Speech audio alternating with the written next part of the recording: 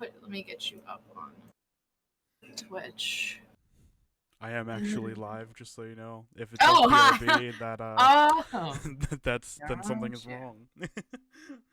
Theory for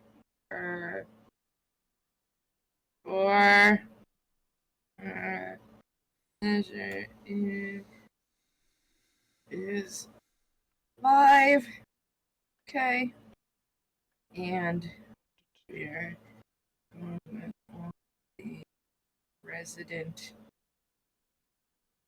We gotta figure out, and we'll talk about it, but why the residents are so evil. Yeah. Because I've played now like most of these games, and I still haven't figured that out. Yeah, so I've been doing some lore digging Okay. on Resident Evil, and I've found out some reasons why, but not like all the reasons. Okay. Tell me some of them. So from my research, 7 and 8 of Resident Evil 7 and 8 are prequels to the rest of the series.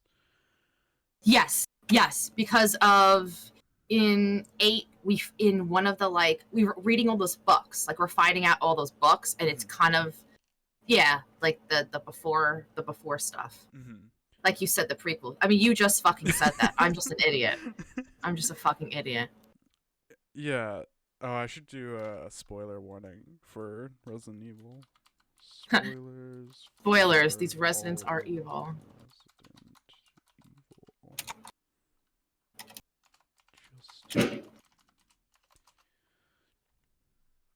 Happy 22 months. Happy 22 months. Has it really been that long? Jesus. And I have a first badge, so that's probably how long you've been streaming, pretty much. Yeah, you were one of my very first founders. You were one of my very first. No, Allie, no! God, no, Allie! Max, no! Max, no! Only a chunk of people know where that clip comes from, and I love that. I still hesitated to. I hesitated to send that message the first time. I typed it out 3 different times before I sent it. I was like, I love it. I love it. Yeah. I loved it. So funny because it's all rooted in such wholesomeness. As I get older, the more wholesome I go for. Instead of being oh, I could either turn on I don't know, fucking Sua, or I can turn on or I could turn on Degrassi. I'm like, I guess I'll turn on Degrassi. Saul can be wholesome sometimes. Isn't that the noise that David Draymond... Is it David Draymond from Disturbed? Ooh-wah. Isn't that what he...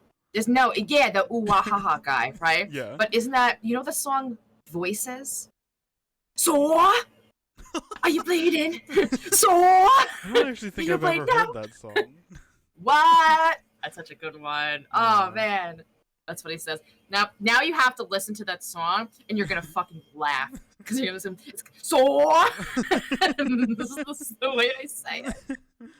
Oh, last night I found the best song and I put it on your playlist. Oh my god, which one is it so I can go listen to it? It should be the most recent one. It's called Banjo Bar Fight. That sounds amazing already.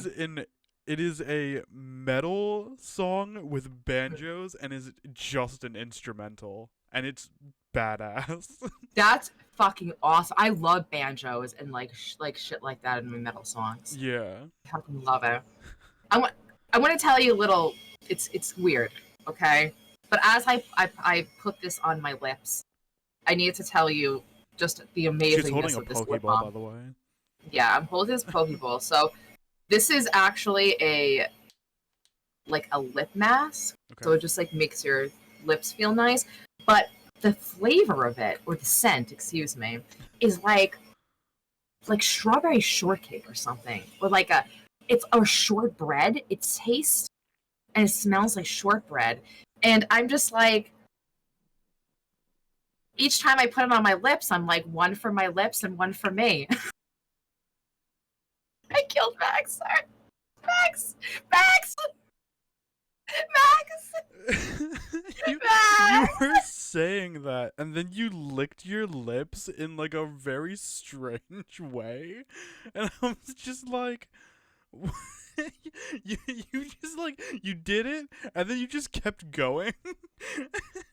Delicious, and I'm an animal. You do exactly what I do, where I'll be like, and then I'll just keep going on with the sentence. That's my favorite thing you do. You just go, ah! And then you continue. It's so funny to me. It's so funny. And I love that energy of just like, I gotta do this, and then continuing like nothing's wrong.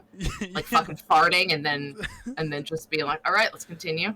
Like not even addressing the fart. I made it through that entire stream last night, 6 beers, and I only farted once.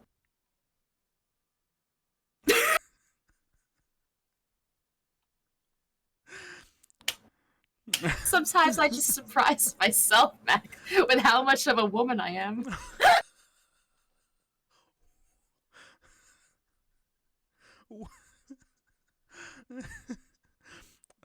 All right. I don't know how to. There are times when I don't know how to react to the things that Ali says. This is one of those times. It's kind of like when I laugh, so like do that like laugh, right? You just gotta like let me wait it out. You just like don't address me. Just let me do my thing, and it'll stop automatically. Yeah. Eventually. Yeah. Same thing. Kind of same deal. Like you're just like, I don't know how to react. I'm just gonna not react. That's just hope the moment passes. That's why sometimes I'll just like, I'll just give you like the most deadpan stare, hoping like, it's like that clip when when we were talking about the tall grass, and I was just like, my favorite clip ever. That's my favorite clip ever. And because of that reason, when I was like, no. And now I would like to also explain something.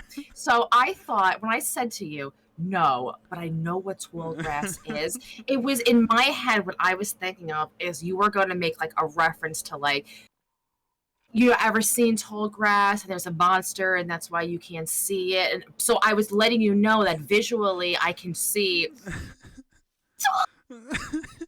See, that didn't come out right either. I wasn't even going to like make a mention to that movie because I don't know that I've ever actually seen it. But like I was just like, I was just gonna reference like that movie because there's tall grass in that movie and there's things in that tall grass, and that's what I was scared of. But when I was like, no, but I know what tall grass is, you were like, the transformation of your face from this to this is like my favorite. It was so subtle, and then you just bursted out laughing, just like, no, because like it was like a second of judgment. And it was so funny. It was so funny. The thing that got me was you started laughing, and then I couldn't hold it back. Because your face, you're like, yeah, because like, you asshole. That's the face you made was priceless. Yeah. Oh my god, it was so fucking funny. Oh. Oh, I watched that clip. I have it saved. So that when I'm sad, I just watch it over and over again. I want to like make a fucking command out of it because it just makes me laugh. Your face makes me laugh so much. I'm glad. It was just the second of. It's because I had to like take a minute to realize what you said, and then you laughing about it like made me laugh, and I was just like, yup, this is funny. And when we start laughing, we just can't fucking stop. Yeah. Oh god, we're dying last night. Oh god, and God forbid Crimmy gets involved. She fucking She amps it up. She makes me laugh so fucking much. Crim's, like, there are times where I've almost died because of Crim's making me laugh. Yeah. Oh yeah. It's Yeah. just she's like my sister from another mister. Like, there's no filter. We can fucking say anything. It's so good. The fucking Comothy made me fucking die. That was mushy streamer brain all over again. Comothy was so good. I love that so much. And I have something I want to send her, and I'm going to address it to her as that. Or like just like C.Tomothy.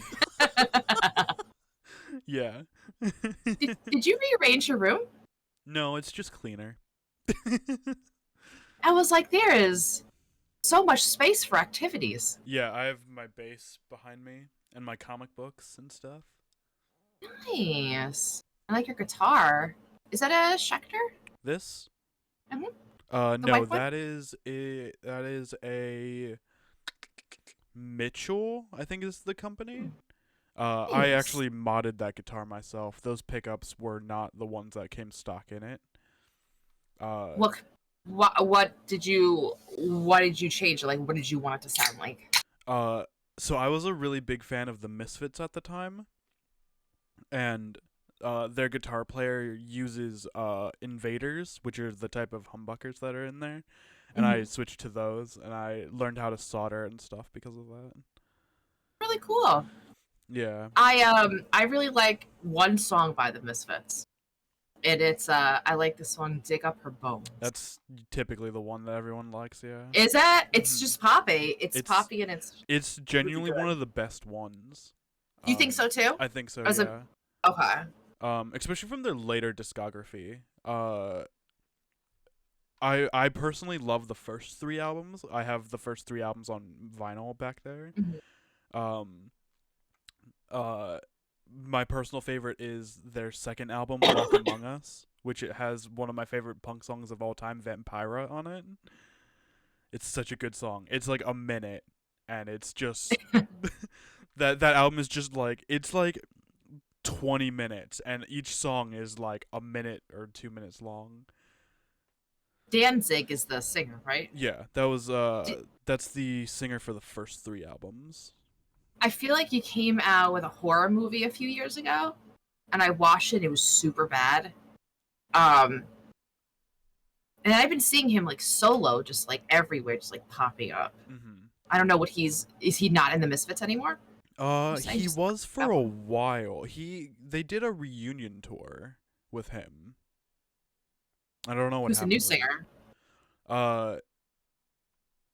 I don't know who the new singer is right now, but I know the singer that replaced him was Michael Graves. He's the one that sings on Dig Up Her Bones. Okay. I did not know that. Nice. Yeah, I like both of the singers personally.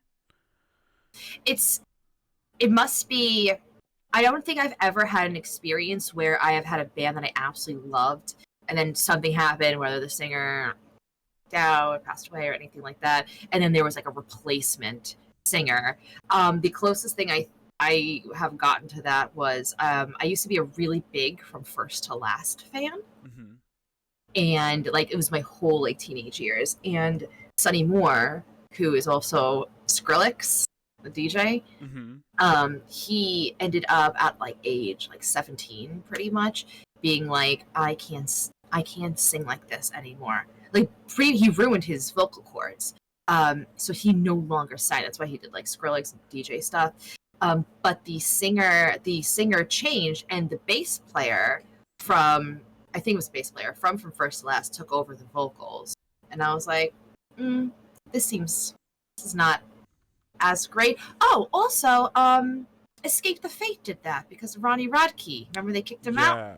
Yeah. And then they got that new singer, and like the whole band is like just completely like a different sound. It's not really for me, but to be fair, like I don't know if you agree or not, but like I don't see how Ronnie Radke could ever be replaced because he's one of the best vocalists to me in all of Music Town, whatever Music Town. He's fantastic. That's the sequel to Halloween Town. Music Town in Nightmare Before Christmas, when Jack sees all those trees, around. You know, there's like a heart. You know, there's turkey. He can go through them, and he can go to the different towns like Halloween. That's why he went to Christmas. Yeah. He saw the Christmas tree and he opened it, and then it's, what's this? What's this? Yeah. You know, there's Music Town. There's a tree with a little clef on it. Is that what it's called? Yeah. There's a tree with a clef, and he comes in there, and it's Roddy being like, "Well, I'm not a vampire, but I feel I want." Last night I found my favorite. I think it's a Falling in Reverse song. Ooh, which one? I don't know why I like this song. It might just be the chorus is really good, but it's that one that goes, "Why do good girls like bad guys?" I just wanna kiss your lips, the ones between your hips. That Yeah, that chorus is so catchy. And the fact that it opens up like that. I love songs that open up with the chorus, especially if the chorus is really good. Mm-hmm. That's why I really like Unleash the Archers' City of Iron. Mm-hmm. It opens up. Buried in Code also does that as well, which is one of the newer Unleash the Archers songs. Yeah. Fashionably Late. Yes. That opens up. It's 9 o'clock. You know, and that chorus is fucking banging. That's a really good chorus too. But yeah, the Good Girls Like That Guy song. It's like so like poppy and like different, right? But it's so catchy. Mm-hmm. That whole album I thought was really good. Mm-hmm. It's super different. Falling in Reverse, they really, I mean, Ronnie could do what he wants, but they have different sounds like each album. Yeah. Some are like really heavy. Like, did you hear like their new song Ronald? But it starts off, but like the chorus then gets like really good, and then he starts to do his little Ronnie rap, and then there's like it's featuring somebody else, and then they start to do their part, and I'm like, this is cool. Get past the very beginning when it's like, and like the rest of the song is super good. But each album, like that album with like Good Girls Like Bad Guys, like super poppy. Album with Fashionably Late, super poppy, but then you have a couple more albums by them that are super really heavy. Motionless in White too. Oh yeah, they're like heavy pop, heavy pop. Yeah, Motionless in White. I like their later albums more than their earlier ones. Like Creatures, Creatures is like the Motionless in White album. It's the best one. But I also love like Disguise a lot. Disguise is good. I love the album art for Disguise too. Yeah, for sure. Disguise has one of my favorite songs on it. Thoughts and Prayers. Yes. Thoughts and Prayers is the song I play when I'm like really happy about something, and I'm like I really just want to like play my bass. I just like tune it to the lowest thing I can, and then just like drop D. Yeah.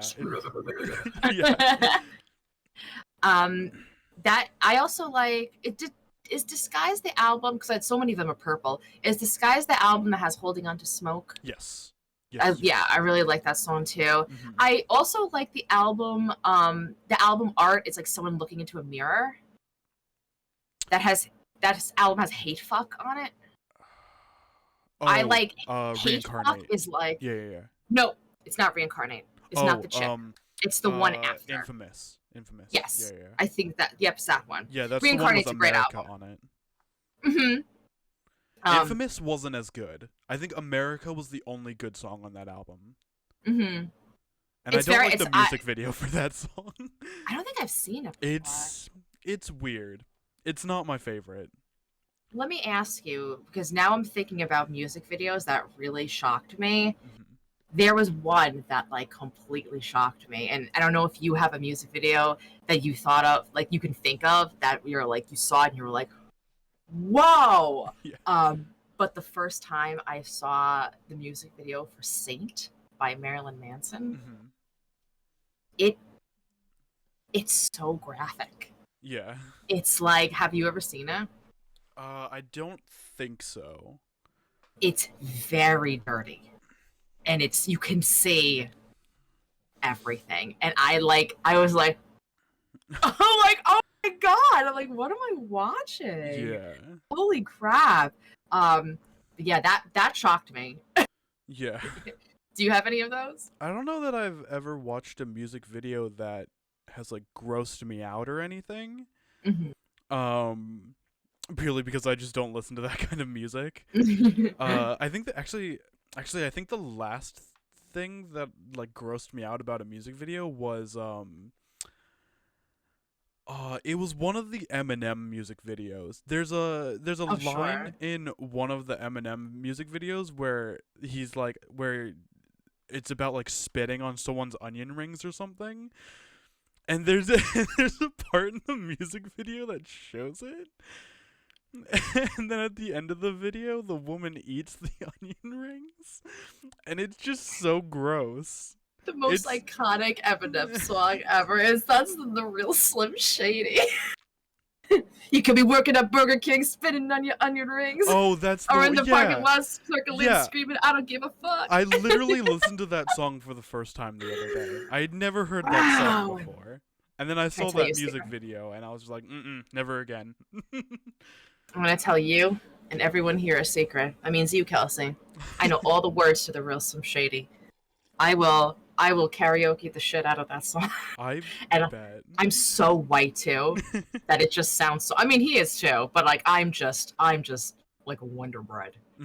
Like anytime I go to do like any sort of rapping, it's just hilarious. At my old job, the one that I worked at with Ranch Beardy, everyone made fun of me and called me Pitbull's #1 fan. Now, I don't like Pitbull. Okay. But I thought that his song "Give Me Everything" was a bop. Okay. I just thought it was a bop. There's also like 3 other people singing in that song. Like I just thought it was a bop.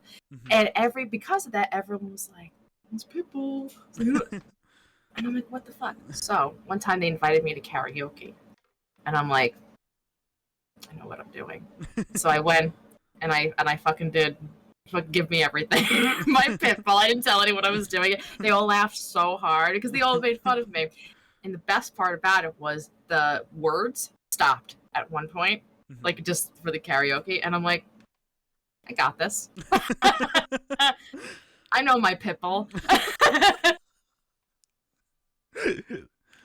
I've done Give Me Everything. A couple of my other favorite karaoke songs I've done. I did the Snakes on a Plane theme song. I'm tired of these motherfucking snakes. It's All-Time Low, Gym Class Heroes. I did that one. I always forget that movie exists. Dude, that movie is so good. It's good. It's good. Debatably. It's not bad. It's all right. It's watchable. It's getting worse every time we talk. But only once. Yes. I would never rewatch it. Right, unless it was like that's a good background movie. Oh, like you have a party of people over, you throw in snakes on a plane. You look over every once in a while, the snake's biting someone's, shoulder. Yep. I was gonna say pee-pee, but we all know it. We've all seen that movie. Well, there was a boob part, I think, too. There was a pee-pee part, and then there was a boob part. Yeah. Yeah. I cried. One of the people died in the movie, and I was like, oh, she didn't deserve that. Oh, you know it's a really bad airplane movie? Tell me. Flight 7500. What is that? It's a... I thought you were gonna say airplane, which would have been hilarious. It's a movie where this voodoo doll starts haunting a plane, and the best part about that movie. Do you remember the MTV Scream show? Yeah. Do you remember the girl with the short hair, the lesbian, brown hair, blonde, brown hair, kind of short? Yes, I have her in my head. She's in that movie, and she has a few good lines. I can't think of any of them at the moment, but there's this scene where where the plane is like, where the ghost is messing with the plane, and everyone is just looking at this box because this box is just for some reason in the plane, and and it's making the plane like shake. The box is making the plane shake. Yeah. They open it, and then the movie just ends there. What? I don't remember anything else after that. It Well, was so weird. Why is this plane shaking? It takes them an hour and a half to open the box, and it just fucking ends.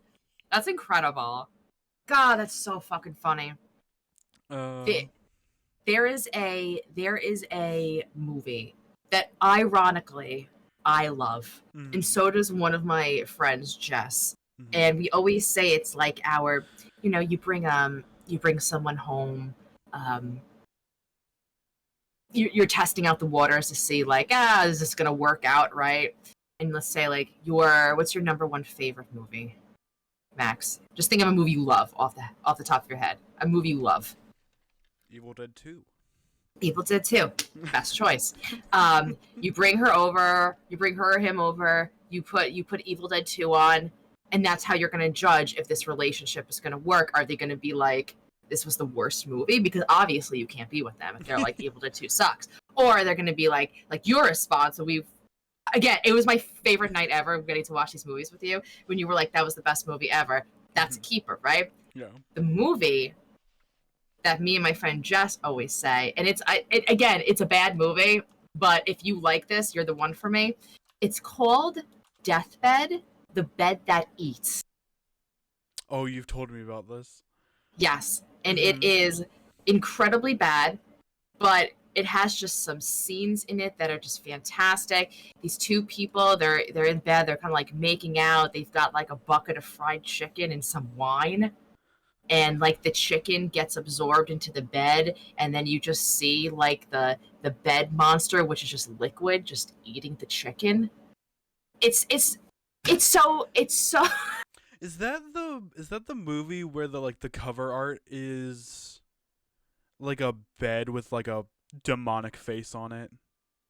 There has been a remake to it too. Deathbed, The Bed That Eats. Let's see.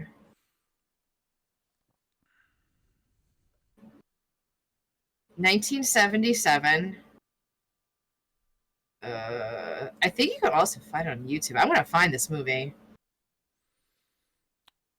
I could be wrong, but it I is think this one. Oh, okay. Yeah. I might be thinking of something else then, because there's a movie on Prime that's very similar to that. I think the one on Prime might be the remake. Okay. Yeah, but I think it's on YouTube. It's the original one. If I find it, I'll send it to you. Even if you just watch the first like 10 to 15 minutes of it, it is ridiculous. But like, if you're a like goofy horror movie fan, like we are, like we love all this goofy shit. It's such like we enjoy that shit. Like you could put it on and be like, this is not a good movie, but I'm so glad I watched this. Yeah. There's so many like horror movies that are kind of like that I've seen, especially on like Shudder. Oh yeah. Not sponsored by Shudder, by the way. We're just big fans of it.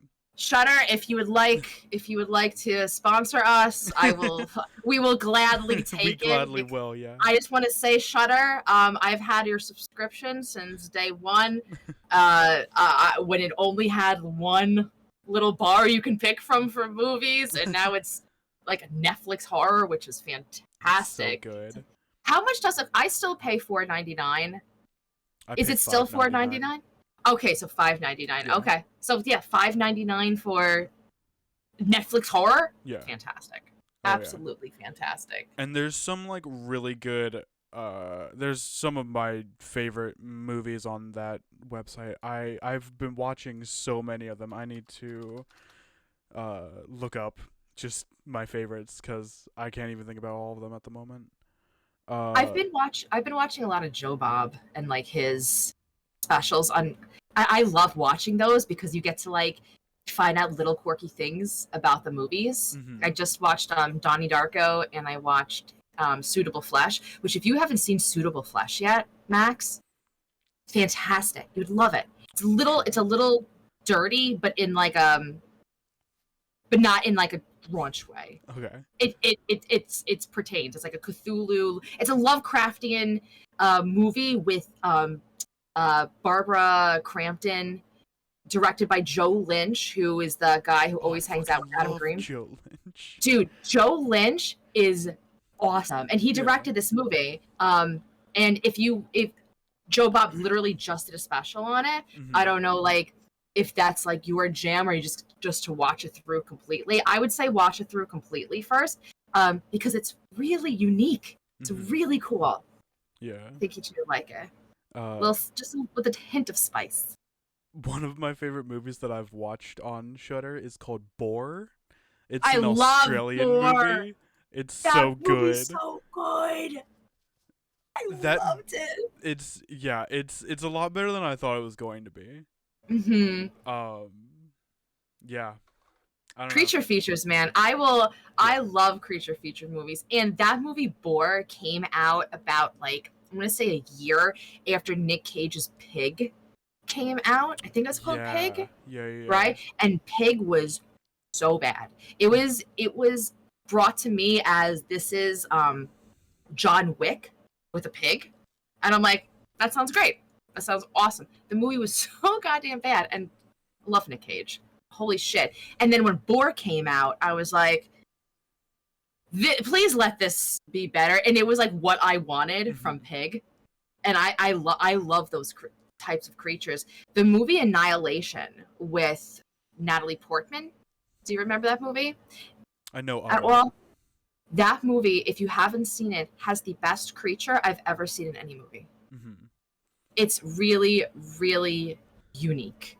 And that boar reminded me of that creature. But the creature in Annihilation is like 100 times more, big and unique. It has different characters. That's just a boar in the Boar movie. But I love it. I love an evil pissed off animal movie. Give me more of that. Yeah. But good ones. Yeah. I just watched Under Paris on Netflix, which is that French shark movie. And it was getting like a lot of people were like, it's not that good. I thought it was pretty good. As someone who hates sharks. I hate sharks, but I love to be scared. So I seek out. I wouldn't do that in real life. Well, yeah, you obviously. Kidding me? I wouldn't even put my toe in a bay. You know what I mean? Like, no way. Same with spiders for me. If I ever need a punishment for anything, since I have a Shudder account, I can watch Infested. Don't watch Infested. I thought of you when I was watching it. That's why if I ever need a punishment for anything, I'm gonna watch Infested. It's something. It's definitely spidery. Yeah. I've seen the trailer. The trailer scared the shit out of me. Movies that you watch and you're like, oh, well, this is so like CG, it doesn't scare me. Are there any like Eight-Legged Freaks? Does Eight-Legged Freaks creep you out? Sometimes. Like the very beginning part when the kid walks into the spider farm, and even though like way you said that. Yeah, he does. He literally walks into a spider farm. Yes, he does. Even though there's very clearly CGI, there's still a little bit like it still like makes my skin crawl a little bit. But when they're like giant, it's fine. It's whatever. Have you seen the movie Big Ass Spider? Is that the one where the spider climbs the building at the beginning? Yeah. I've seen that movie. Yeah. I remember there was a chase scene with it. Like the guys were in the car and it was just like chasing it, and it was so funny looking. It's been so long since I've seen that movie. I remember really laughing, like really like finding enjoyment out of that movie. Yeah. Yeah. That's just funny to me too. Although arachnophobia can eat a dick though. I was gonna say, so arachnophobia must be the worst one for you since they're real spiders. How good is that though? I know we've talked about it. I think we talked about it in the last podcast, or maybe it was just between you and I. But just to like, that movie was made, 1999? Like they trained the spider. Yeah. Like like it's a real spider. They're not fucking CG bullshit back then. They used real fucking spiders. The shower scene ruined me for years. The shower I was scene, like, I can't take a shower. Yeah. Because the spider's gonna crawl on me. Yeah. The shower really scene got me. is the reason why I check my bathroom before I go in there. Oh, me too. And because you and I both are blind without our glasses, like we're not showering with our glasses on. Well, you're not, but I'm not. You like the way it looks when it's all drippy? No, I just have to keep my eyes open for spiders. That shit's real. They should make shower glasses. Goggles.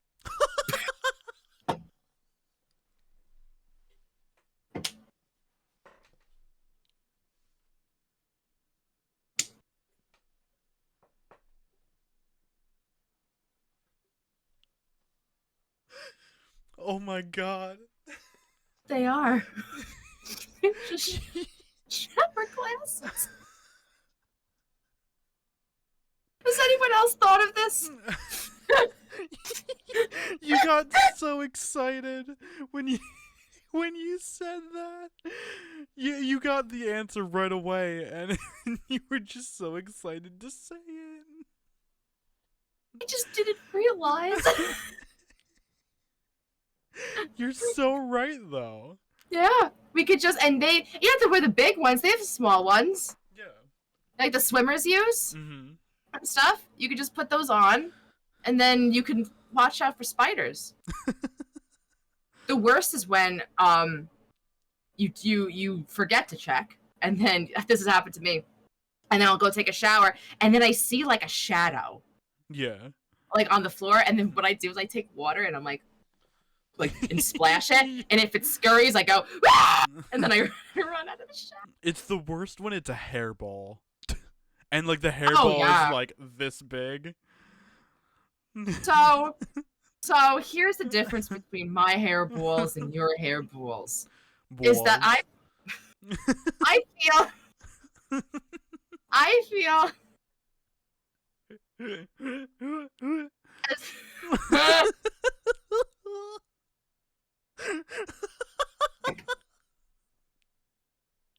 just combined our laughs right there.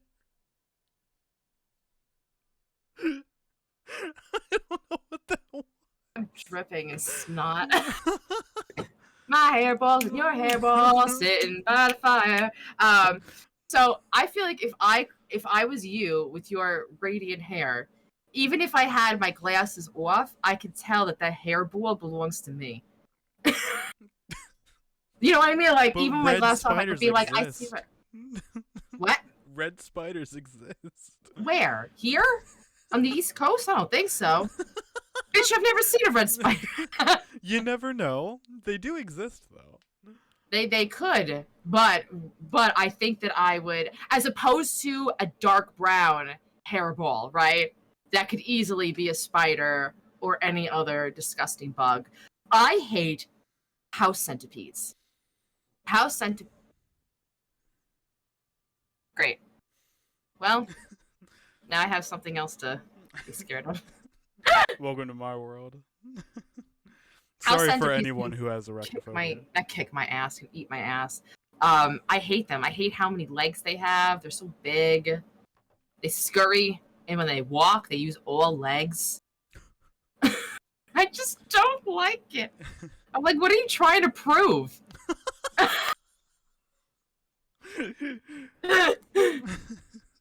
we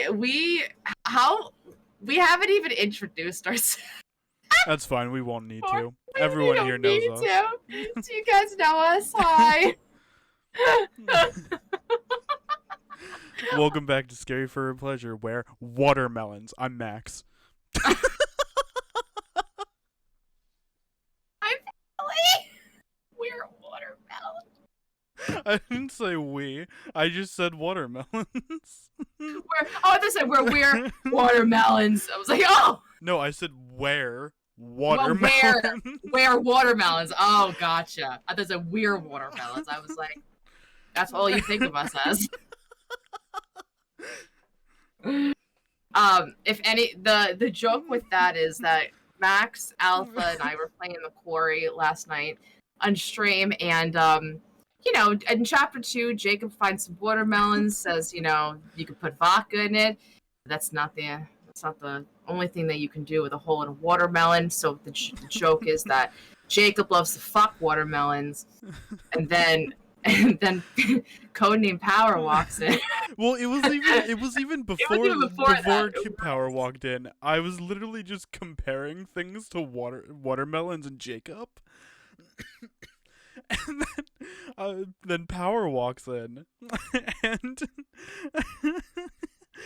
and I just go, "Hi, Power, my watermelon." And he had no idea what was happening. No, he doesn't know how much watermelon he is to Max. One day he'll know, but not today. One day he'll understand. He'll understand. Hello. But yeah, Jacob loves to fuck watermelons, and Max was comparing things to watermelons, but in like the Max like lowercase tone, which made it even more funny because it was just so deadpan. And I just love deadpan humor. I can't even tell you. When I was younger, I hated it. I didn't understand it. Mhm. Now as an adult, all I do is self-deprecate, and I love fucking deadpan humor. So that makes me laugh. That makes me laugh super hard. You doing anything in lowercase just makes me happy. It's just, I was pretty drunk yesterday, let's be real. I'm so happy that you and Alpha drank with me. I'm like, I think I might be am I going to be the only one? You told me that you got beer, but before that I was like, am I going to be the only one drinking tonight? I was so happy you guys were too. How many drinks did you end up having? 4. 4? And then I stopped halfway through. That's good. And then I drank water the rest of the night, ate, and I sobered up. That's the that's that thing about like the quarry with the drinking game, is that like in the beginning, the first couple chapters, it hits you hard because you're drinking a lot, and then chapters like 5 through 8, there's no anything, and then you have 9 and 10, which like counselors die, werewolves die, so that was all like finish your drink and stuff like that. It has a good like in between, but I could not possibly drink anymore. When it came to it's like finish your drink if a counselor dies. I'm like, everyone's dying right now. I'm on my 6th drink. I can't do this anymore. Yeah. I cannot do. I was pretty tips. Yeah. Pretty tips. But fun occasion. Drink once in a while. Mm-hmm. The last time I drank, I outed somebody. Not outed somebody, but I was. My friend came and I said her full name, and she's like texted me. She's like, "Hey." Say, like, you wrote like a diss track on her? Like, what is this, NWA? Like, yeah, that's what. Yeah, exactly. I was Lamar, whatever his name is. Not Lamar Odom. What's his name? What's the Drake feud? Oh, Kendrick Lamar. Kendrick Lamar. Yeah, I'm Lamar. Dude, I gotta say, Kendrick Lamar's diss tracks, they're pretty good. They're the reason I started listening to rap. Yeah. I'm gonna be 1000%. Real honest. Euphoria is such a good song. I'm like, I need to know what's going on here. It's like I don't even like rap, and I'm like, I just need to listen. I need to know what's going on. Yeah. Like the song "Not Like Us," which was the most recent Kendrick Lamar song. It's so good. There's just so many good lines in it, and I don't even listen to it because I hate Drake or anything. I genuinely couldn't care less. But it's just like I really like that song. Like everything just is it's one of those rap songs that's come out in the last few years that's actually really good. Mm-hmm. Yeah, if music is good, like when people ask like, oh, what kind of like music you listen to, I'll be like, I predominantly listen to this type of music. But like if like a pop song is good or like a rap song is good, like I'll admit when a song is good. If it's a bop and it makes me want to like move and dance and like be like, oh, this is catchy, really catchy chorus. Like I'm totally down with that. Yeah. You like Rain Paris, right? I do. I love her stuff. She's so cool. She's so cool.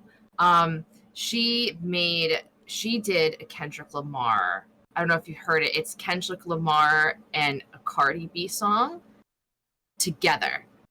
So it's Up by Cardi B and then Humble by Kendrick Lamar, and she fused them in one. That's the song awesome. is called Up X Humble, and it's her rapping, and it's like, so the way that she puts the two songs together is so good. And after that, I started not listening to Kendrick Lamar, but I was like, oh,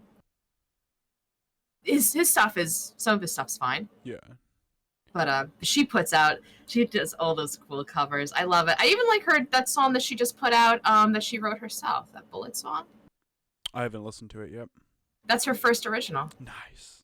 Yeah, I was like, you go, girl. She's so pretty. She's gorgeous. Oh my god. It's like, how does somebody get this pretty? I've always been a fan of women with dyed hair. Oh. My first ever crush on a girl was she had blue hair. So I love colored hair. yeah. I back in 2020 when the world shut down is when I started listening to Icon for Hire. I fucking love that band. Me that too. band started my edgy middle school career. They're so good. But she's got that poppy pink hair. And I started like bleaching and dyeing my hair because of her. Made half of my hair fall out, but it was okay. It's worth it. Yeah. But I loved her. Like when I was in middle school and high school, I used to base all of my looks off of Brody Dale from the Distillers. I love her too. Oh god, it's such a crush. That's why when you made me that mix of songs, I was like, I love that most of these are girl vocalists. Yeah. Because I love girl vocalists. Me too. So much. And I hate when people because you're a girl. It's no. Yeah. I just like it. I just like it. It's that thing where like, so one of my favorite bands is a punk band by the name of Bikini Kill. I know Bikini Kill. Yeah. I love them. They were one of the first big punk bands to have a female vocalist, and like the female vocalist like had to like fight for it. Like there were nights where like she had to like fight guys off of her. It was awful for her. And I'm just like, that's bullshit. Because she's a female in like a male predominant like area, and guys are sexualizing her, probably, right? Yeah. That's the thing that sucks. Yeah. It really does, man. I wish we could just not be like that. Yeah, and that's why I try not to be like any of those guys, because I'm just like, this is good music. It doesn't matter if a female sings it or has anything to do with it. It's just good. And you could think like, oh, this female, like if you're saying about like the guys are all over her, you can be like, she's beautiful. She's this, she's that. You don't have to like, touch her. Yeah. Yeah. Same thing with girls. Like us girls, we do it all the time. Like there's no one on this planet, there's no female on this planet who doesn't think what's his face is absolutely gorgeous. Pedro Pascal. Like everybody loves Pedro Pascal. Mm-hmm. Should we be going over there and trying to grope him? No. Same thing. Same thing with the guys. Like just stop. Love from afar. Yeah. When we were talking about movies before that we liked, I kept wanting to bring it up and then I kept forgetting. But were you a fan of the very first Resident Evil movie? No. Really? I liked it a lot. I want to give it another try. I didn't like the first Resident Evil movie, and I didn't like the first Silent Hill movie. But I want to give both. I like those too. I want to give them both another try. You should. I think it's just because I hadn't played the games before, and when I watched the movies, I was like, this makes no sense. Like, what is happening? And now that I've played most of the games, I want to watch them again and be like, oh yeah, I understand how this and this works. So Well, I think the reason why I liked both of those movies is because I hadn't played the games. The people who did play the games and saw those movies did not like the movies. Mm-hmm. Silent Hill, I could definitely what you're saying, like what the heck is going on. Silent Hill is a little bit harder to follow, and maybe it's because we didn't play the games. We didn't know about this alternative world. Mm-hmm. You know what I mean? It's like she's in Silent Hill, but then like there's parts where Sean Bean, Scene Bean, Mm-hmm. where he he's in the same spot she is, but like in a different way. That part like was a little trippy. Like I could see how it could be confusing, absolutely. But I really liked like everything coming up and forming into like all the creatures. I think you should give it another chance. The girl, look at me, I'm burning. Like that girl is fucking creepy as shit. Mm-hmm. Resident Evil 1 has a lot of good feel like it has a lot of good like scenes, just like maybe not a good coherent movie, but a lot of good scenes. Like I love the laser scene. That was really cool to me. Michelle Rodriguez, I thought she was I badass. fucking love her in that movie. Oh gosh, she's so cool. Another one she's just so cool. Yeah. Every movie she's in. Yeah. Um, She's the reason why I like the Fast and Furious movies. As you should. At least the first few. I haven't seen most. I haven't seen any of the later ones, I don't think. Fast and Furious to me is turning into the Land Before Time. Yep. Where you know what I mean? Just the land. The land. Yeah. After it's just the land now. Now it's just the Fast. Or like the last was just going to be called the Furious. Mm-hmm. Like it's all the same. What are you gonna do with these fucking cars? When Wujamacaulay passed away, they should have just stopped making these movies. Yeah. But us, pieces of shit. I'm not saying that you're a piece of shit for going and watching the movie. Oh, I don't go watch the movies in the theaters. No, I don't either. I watch them at home. Mm-hmm. Just because my dad likes them, and I'm like, yeah, they're fine. They're good movies.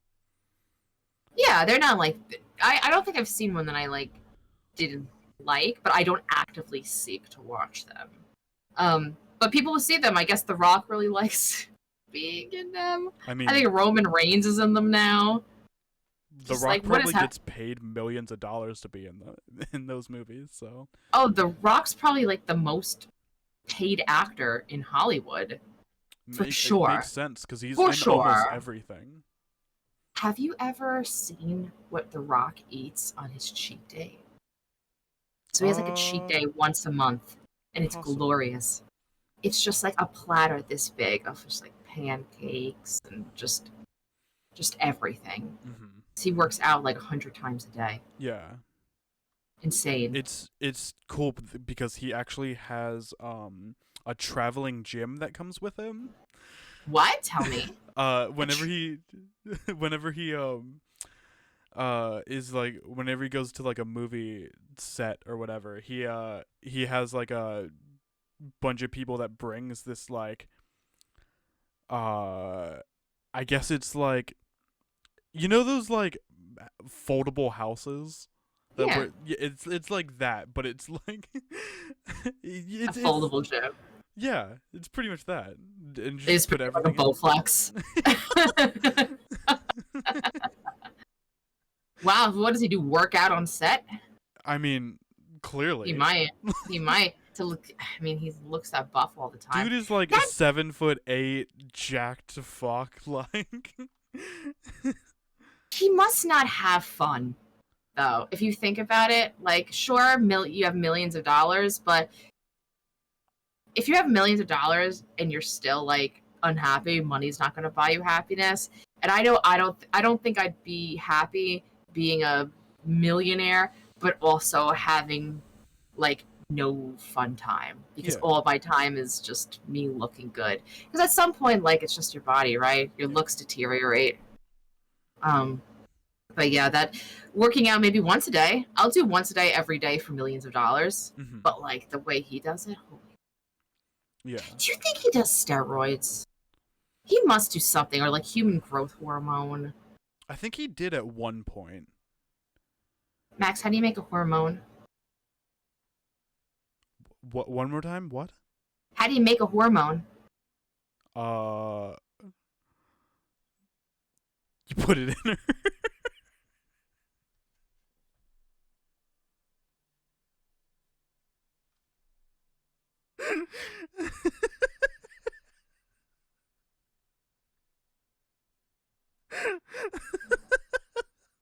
way better answer. It's a way better answer.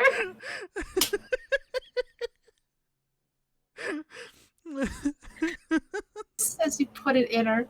I fucking love that so much. Chat. It took me a second to realize what you said, and then you said it slower, and I was like, I know what's happening here. I like you put it in her. What it is, I will never explain. Yeah, you didn't even say what it is. You just put it in her. That's the best part about it, the ambiguity. It's like a what is that? A create your own story. Yeah, choose your own adventure. Choose your own adventure with Max the Grim Reaper. The punchline of that was you kick her in the cunt. Oh. That's yours is way better. Yours is way better. I'm actually changing it. I'm gonna change that. Every time I say to people, how do you make a hormone? Put it in her.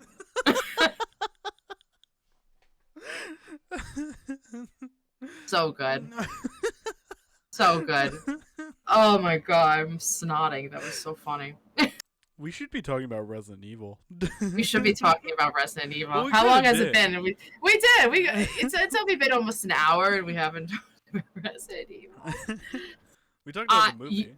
We did. So Yeah. there you go. Yeah. A little bit. Now you gotta rewatch the movie and see if you dislike it as much as you did when you first saw it. Mm-hmm. So are you There's breathing? Can't think of any of the terms. So there's an animated Resident Evil movie that came out recently that I really liked, though. I forget what it's called. It's on Netflix. Is that the Welcome to Raccoon City? That was the regular one. That one sucked. Did it? I hear some people liked it, some people didn't. Oh, really? Yeah. I watched the first, I think 4 episodes, and I'm like, I can't. Oh, it's a show? It's a show. Oh, yeah. I had assumed it was a movie. Yeah, it was a show, and it was not good. Mm. I did not know about this animated series, though. It's an animated movie. Oh, okay. It's where, like, Chris, Claire, Jill, Rebecca, and Leon go to this island and to, like, investigate, like, some umbrella, like, shenanigans. The Out corporation. Out of context. That's so funny. They go, Chris, Claire, Jill, they all go to investigate this umbrella. Something.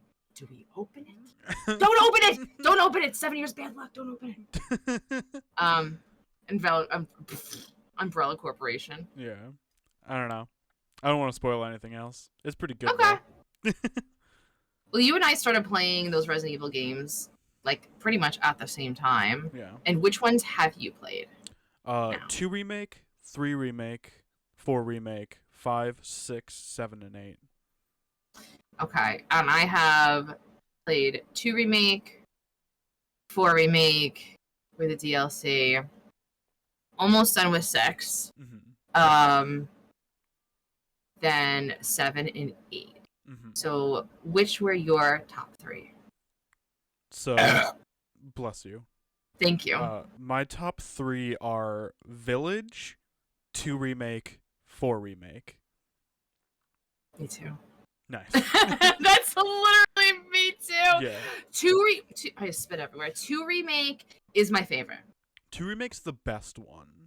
What makes it the best one, though? I was trying to think of this. Like, what really, like, truly made it so memorable? Because it's literally the only one that's actually scary.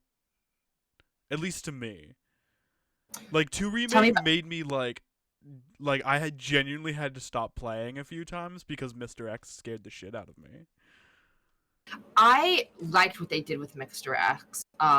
When it came to him chasing you, it didn't feel... He wasn't so fast that you felt like you couldn't outrun him or you were just having a panic attack the whole time.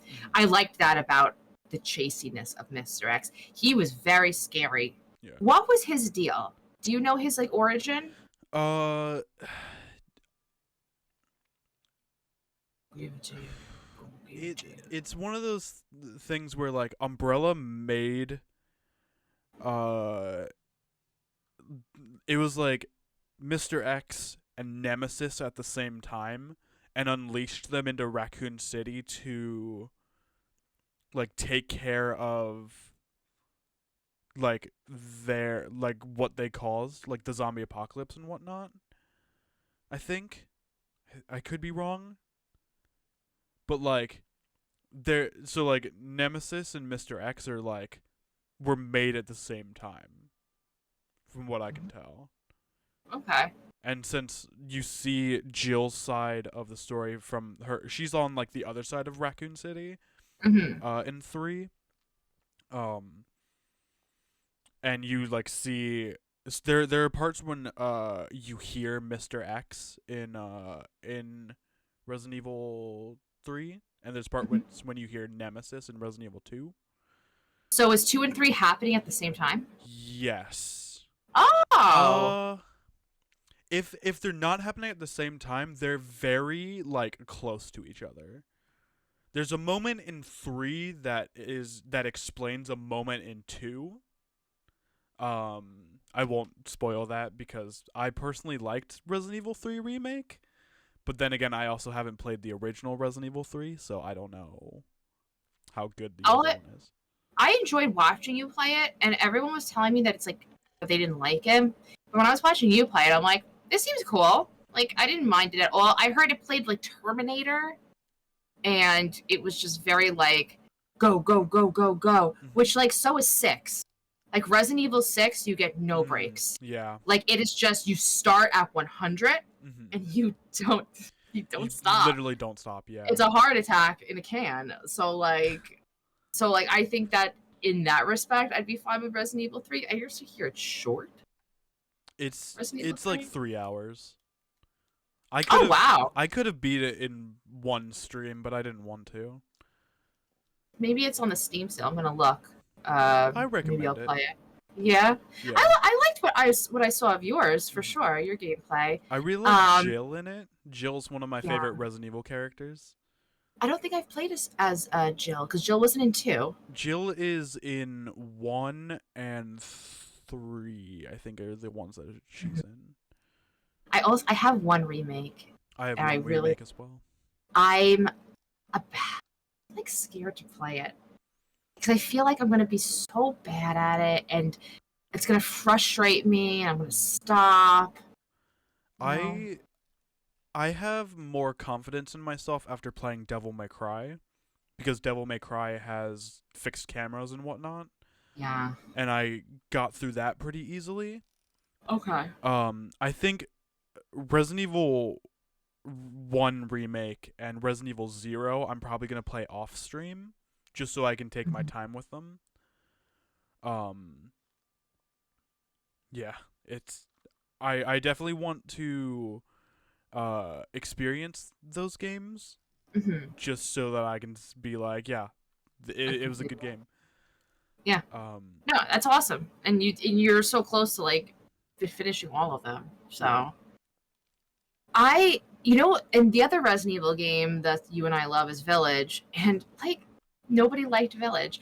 Maybe if we were Resident Evil fans from day one and we played all of them up, maybe we wouldn't like Village, but I really liked it. I liked 7 too. 7 was my first Resident Evil game, so I feel like it was just like my intro, me learning how to do all the things, and I enjoyed it, but it was just so brand new to me that I don't know if I could say it was like my favorite. It's definitely like was good, but as like top 3, I wouldn't put it there. But then when I was done with 7, I felt like not confident, but I'm like, okay, now I know what like ammo conservation is. Like now I know how to like play these games. And then 8 was like movie monsters.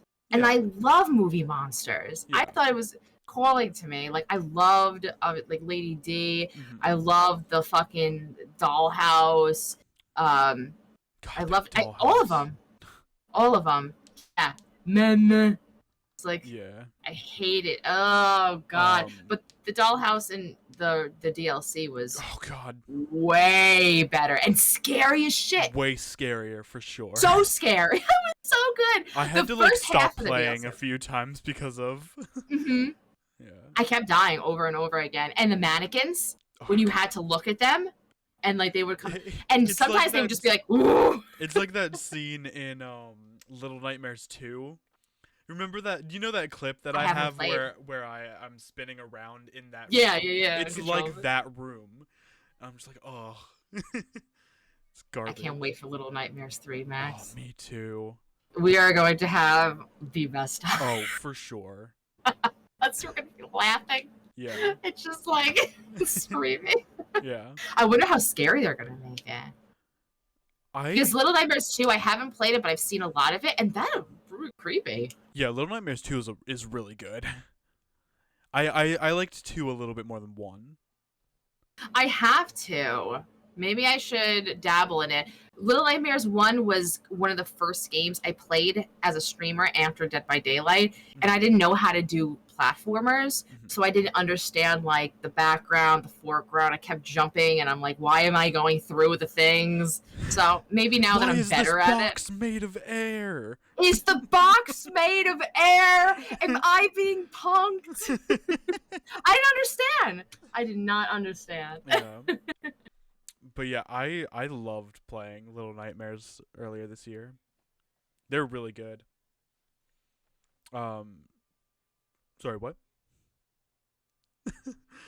They're really good. I went, you're really good. Oh, your Discord cut out for me, so I was like... Oh, sorry, I was talking low. Oh. For once. Yeah.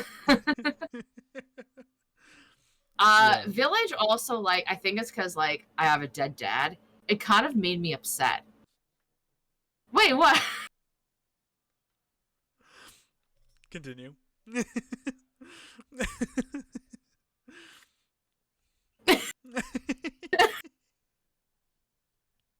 You're like the disapprovement. It's not the disapprovement. It's just like every now and then I always forget that you have a dead dad, and I'm just like, that's and you okay. bring it up, and I'm just like, oh yeah. Once anyone who has, you know, I say this with all respect in the world, anyone who has a dead parent and has had one for many years, every one of them do the same exact thing, and it is just, let's make dead parent jokes because for whatever reason it just makes us feel better. It's like this weird coping thing, but that to get to that point, it's not a right away thing. That takes a long time. And when someone made a dead dad joke to me 10 months after my dad passed away, and at that time it was not funny. And I was like, hey, and I had to tell the person, it was Jor's friend. I was just like, don't say that shit. But he was making fun of his dead parents. And I didn't understand, why would you do that? But now being like 12 years later, I'm like, oh, it's almost funny. Like, it's like a way of coping. So, but it does pertain to Resident Evil 8 and the DLC. The ending of Resident Evil 8 made me cry a little bit. Oh, just because, like, I know a lot of people didn't like Ethan. I did like Ethan. I don't know if you didn't like Ethan, but I don't know. I did. I liked his persistence. I liked Ethan a little bit more in Village than I did 7. Yes, I agree. Yeah. I agree with that. And I also liked Mia a little bit more in Village. At least when we actually saw Mia. Yeah. Because when Miranda's controlling Mia in the beginning, it's just like, yeah, I hate this bitch. Right. Everyone hates her. Yeah. Even in 7, when you get a choice to pick her or the other person, so many people pick the other person and not Mia. Yeah. To get the antidote. Yeah. Zoe? But Zoe's the kid of the... Zoe? Yeah. Zoe's the short-haired girl, I believe. Yes. Yep. Yeah. But like the whole like, I'll stay back here. You save the baby. You know what I mean? Like, I want my kid to be saved and stuff like that. I don't know. It just like made me So because I was rooting for Ethan so hard, and it was my first Resident Evil games. So I knew Ethan from 7, knew Ethan from 8. So now I have a relationship. That's the thing with like me and characters, video games, TV shows, movies. I get this like weird, not parasocial relationship. I don't think I know them, but in a way, I feel I got to know them through playing these games. And when something happens to them, I get upset. So like rooting for Ethan, for 2 games, and then him maybe not us not getting the outcome we want, or him not being able to live, made me sad. It made me really sad. And then in the DLC Shadow of Rose, she goes back and like tries to find her dad, and I don't know, I just thought it was sweet. And like wholesomeness and sweetness get me too. I thought it was really fucking stupid and funny though when she's like, when fucking Tinkerbell comes in the DLC, and she's like, "What's your name?" It's like, Michael. I'm like, that's fucking moldy Ethan. Well, she has that line where she's like, "What are you, my guardian angel?" And he goes, "Yeah," and she was like, Michael. She said like, "What is your name?" Like Michael or something else, and he goes, "Michael," because angels and whatnot. Angels and whatnot. I don't know. I don't read the Bible. Me neither. The Bible. The Bible. I don't. I don't read. I don't read fiction. The Bible's pretty fictitious, yeah. Yeah, put that in your pot and smoke it, Jeebus. This is not a religious podcast, by the way. I hope I offended somebody. You hope. Yeah. That's fair. Resident Evil 8 DLC was the first half. I was like, this is kind of boring. Also, I didn't like how she walks like this. Yeah. Yeah, she walks clunky. Yeah. And that took me like a little bit to get used to. But like the mannequins and the dollhouse scene, like holy shit, that was some of the best Resident Evil stuff ever. Yeah, once you get past Lady Dimitrescu's castle and the DLC, everything just goes up from there. Yes, I agree. I really wish they didn't add the third-person mode for the regular game. Because did they? I didn't play a third person. They added a third person, but all the cutscenes, they just drag you back to first person. Because they don't want to show you Ethan's face. Like what? I don't understand why they don't want us to see Ethan's face. I think that's the thing. The DLC I played, I think that was third person. Yeah, that is DLC is third person. But that DLC was made with third person in mind, so everything makes sense as to why it's third person. At the end of the DLC, when she sees Michael, he's you only see like the back of his head. Yeah, the camera's I'm like, why are they showing you his face? Yeah. I asked somebody that, and then I think the response I got was, "Oh, because someone owns something." Or whatever. I'm like, this makes no sense. I'm like, no. Why don't they show his face? They show everybody else's face. Can't show moldy Ethan's face, his moldy face. It is my headcanon that Ethan Winters looks like Owen Wilson. He's got a fucked up nose. He just doesn't want anyone to see. Just every time he walks around going, wow. Wow. Now it's gonna be mine too. So I'm gonna think about wow. Ka-chow. I love that so much. But I think 2 for me it felt like Resident Evil. Like that was a very Resident Evil-y feeling game. Yeah. And the third choice we both had, I'm guessing that 4 remake is your third, right? It was just so fucking beautiful. Yeah.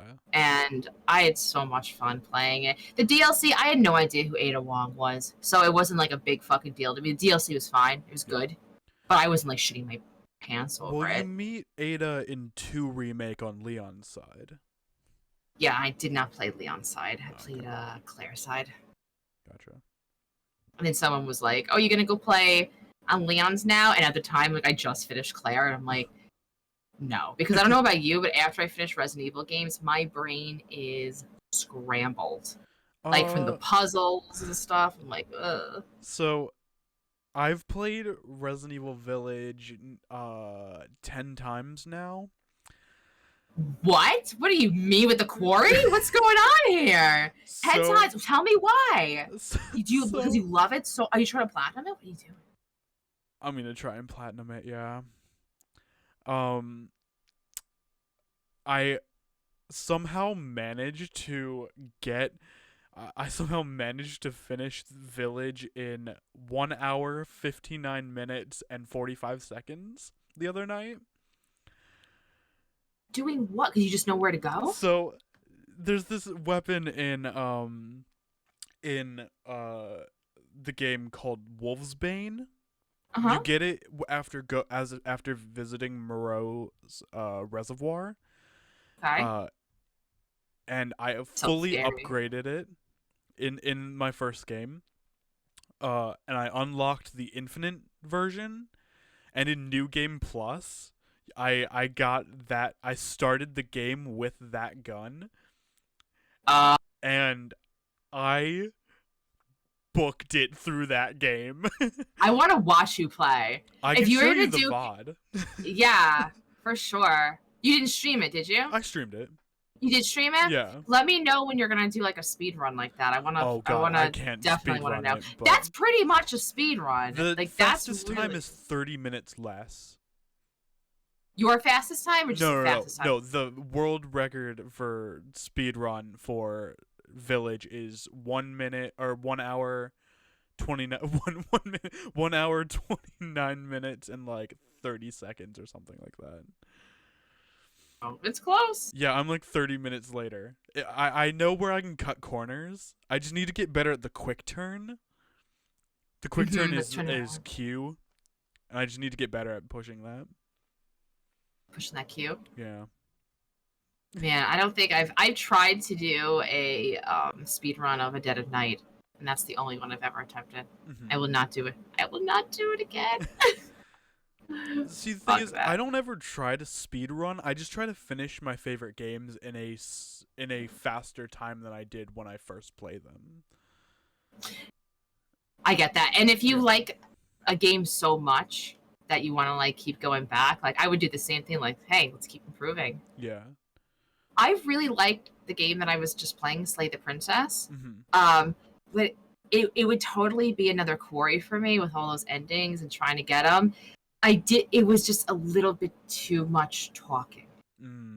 But I love those kind of games where you could just enjoy it and want to go back and keep like getting more stuff. And it has like 97 achievements. Jesus, like, I was like, and by the time I was done just with this first round, I only had like 9. I was like, what? What are you talking? What do you mean 9? Fucking 9. Jesus. Yeah.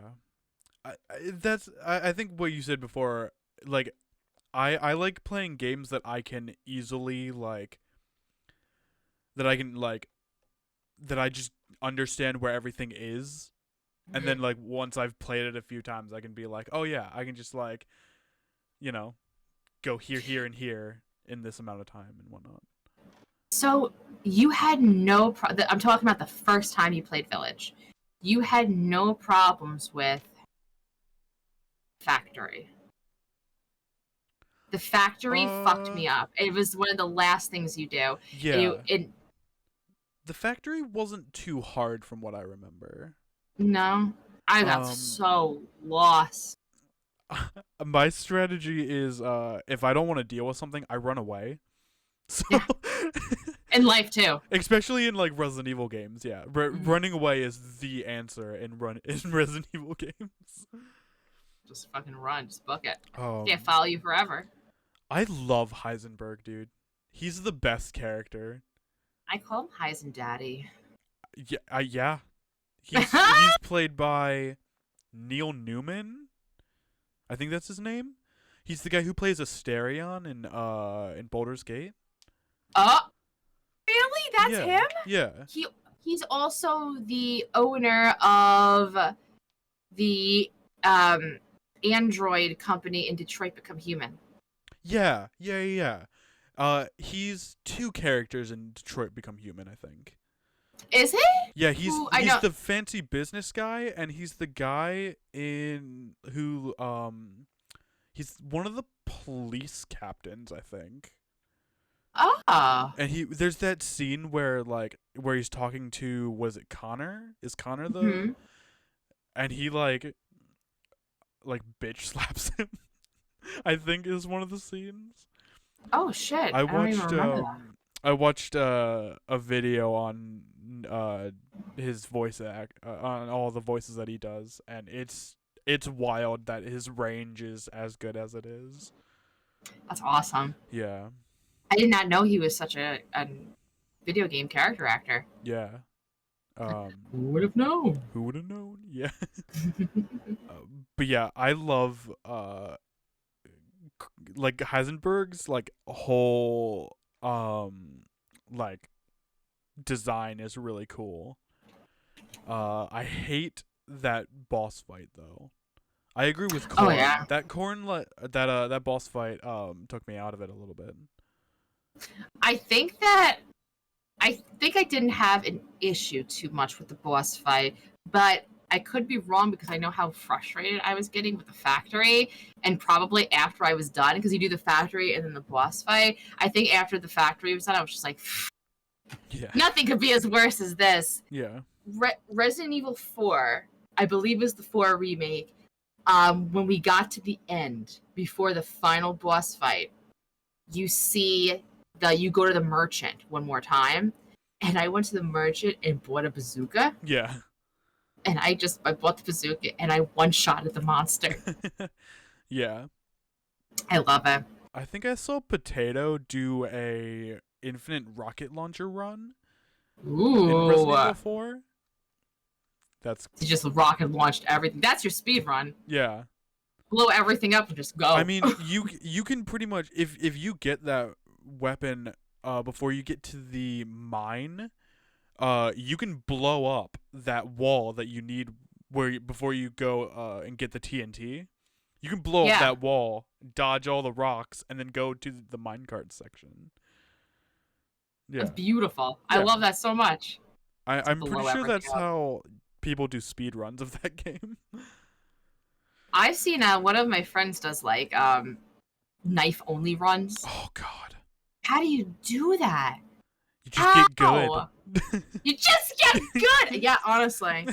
Or a juice. Look at all that juice. Mm-hmm. He was doing a no damage run. Jeez. I'm like, so nothing gets you?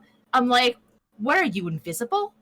Like, there's no fucking way. Yeah. There's no way. And Lalo does no hit Dark Souls runs. So he also does he'll do, I forget what the word is called, but basically in Dark Souls you level up, right? And you get all this, you keep leveling up and fight heavier and more powerful bosses. And he does runs where he purposely stays at level 1, let's say, and then just goes through and does all the, and I'm like, there are people how do you do that? It's awful. I feel like it would be funny to a point, but then I get so angry. Mm-hmm. I'd get so angry. Yeah. No way. I wanted to tell you this while this is in my head, because I know that you told me the day that you bought Murder House. Yeah. Murder House of 99% is going to default to third-person fixed camera. Mm-hmm. You can change that. Okay.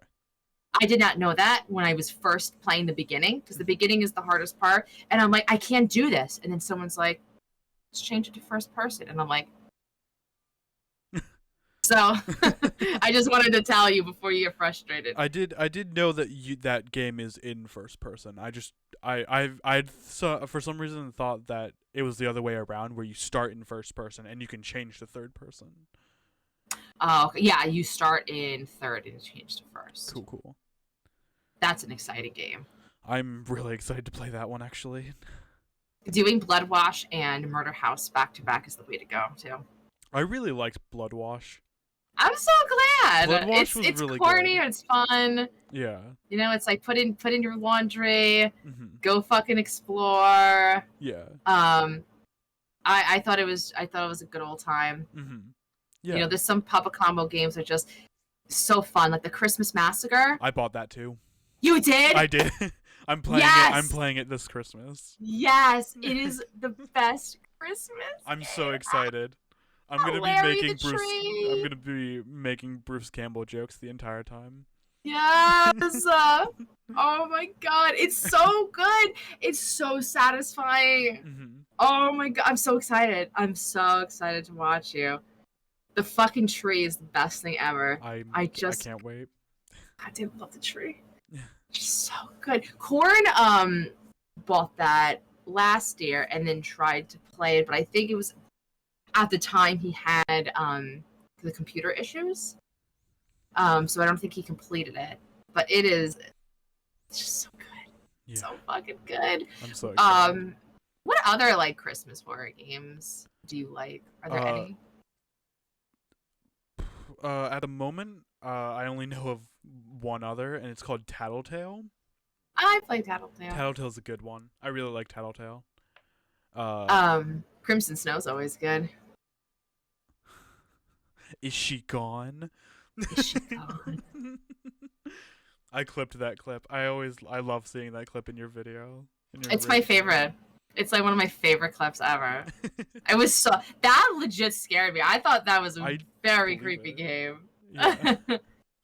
It reminds me, I just think of Corn the whole time because Corn's like, oh, she's so hot, but her shoes. I'm like, what? She's like, her shoes are awful. I'm just like, of course, Corn. Of course, like, Corn thinks that. Corn just looks at the shoes. He's got his priorities in order. Whether those are good priorities, that's debatable. Yeah, but they're his priorities. Yeah. And we stand Corn. We do stand Corn. But we don't stand on Corn. He might enjoy that a bit too much. We do not stand on Corn, but we do stand Corn. And it's exciting. Corn thought that he wasn't going to get his computer until at least July 2nd. Yeah. But he got it a little early. Yeah, so he's going to he says maybe even be streaming by next week. Thank God. Which is exciting. We miss Corn. Yeah. Not having Corn around. I miss PC Corn. PC Corn? Yeah.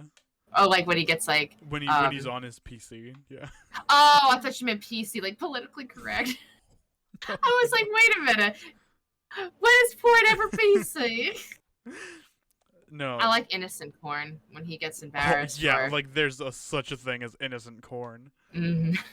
Imagine going to the grocery store and asking for some innocent Corn. Oh God. And they go, it's right next to the high-priced dirt. I was thinking about that today. Nice. High-priced dirt. Makes me giggle. It's as it should. You get it from Home Depot. Next to your saws. Next to my saws? Yeah. Dude, you gotta get some swa. And some, yeah, where One Speed finds his swas. Where Speed finds his swas. Oh, God. Good job, SiriBot. No. Wow. Oh, my God. Damn, you fucking really denied. Oh, my God. God. Sorry for bothering you. Fuck you. Shut up, SiriBot. Concrete 2? You suck. Sorry. There's been a lot more of that lately. I don't know what's going on, but like Twitch is getting invaded by bots. Yeah. Waffle, what are you doing? Like, what are you doing? Yeah, just like get a life, dude. Yeah. Get a life. Or like my favorite thing I see in people's profiles now is like I'll be like, "Hi, I'm Max." And no, I'm not looking for graphic designers. Yeah. Yeah. I have to say that, and yet they still come around anyway. If anyone messages me and be like, "Hey, how are you today?" I'm just like, nope. No. And unless I know them, you know. Oh yeah, of course. But there's so many. You look on their profile, there's nothing, or there's just like graphic stuff. You're like, why?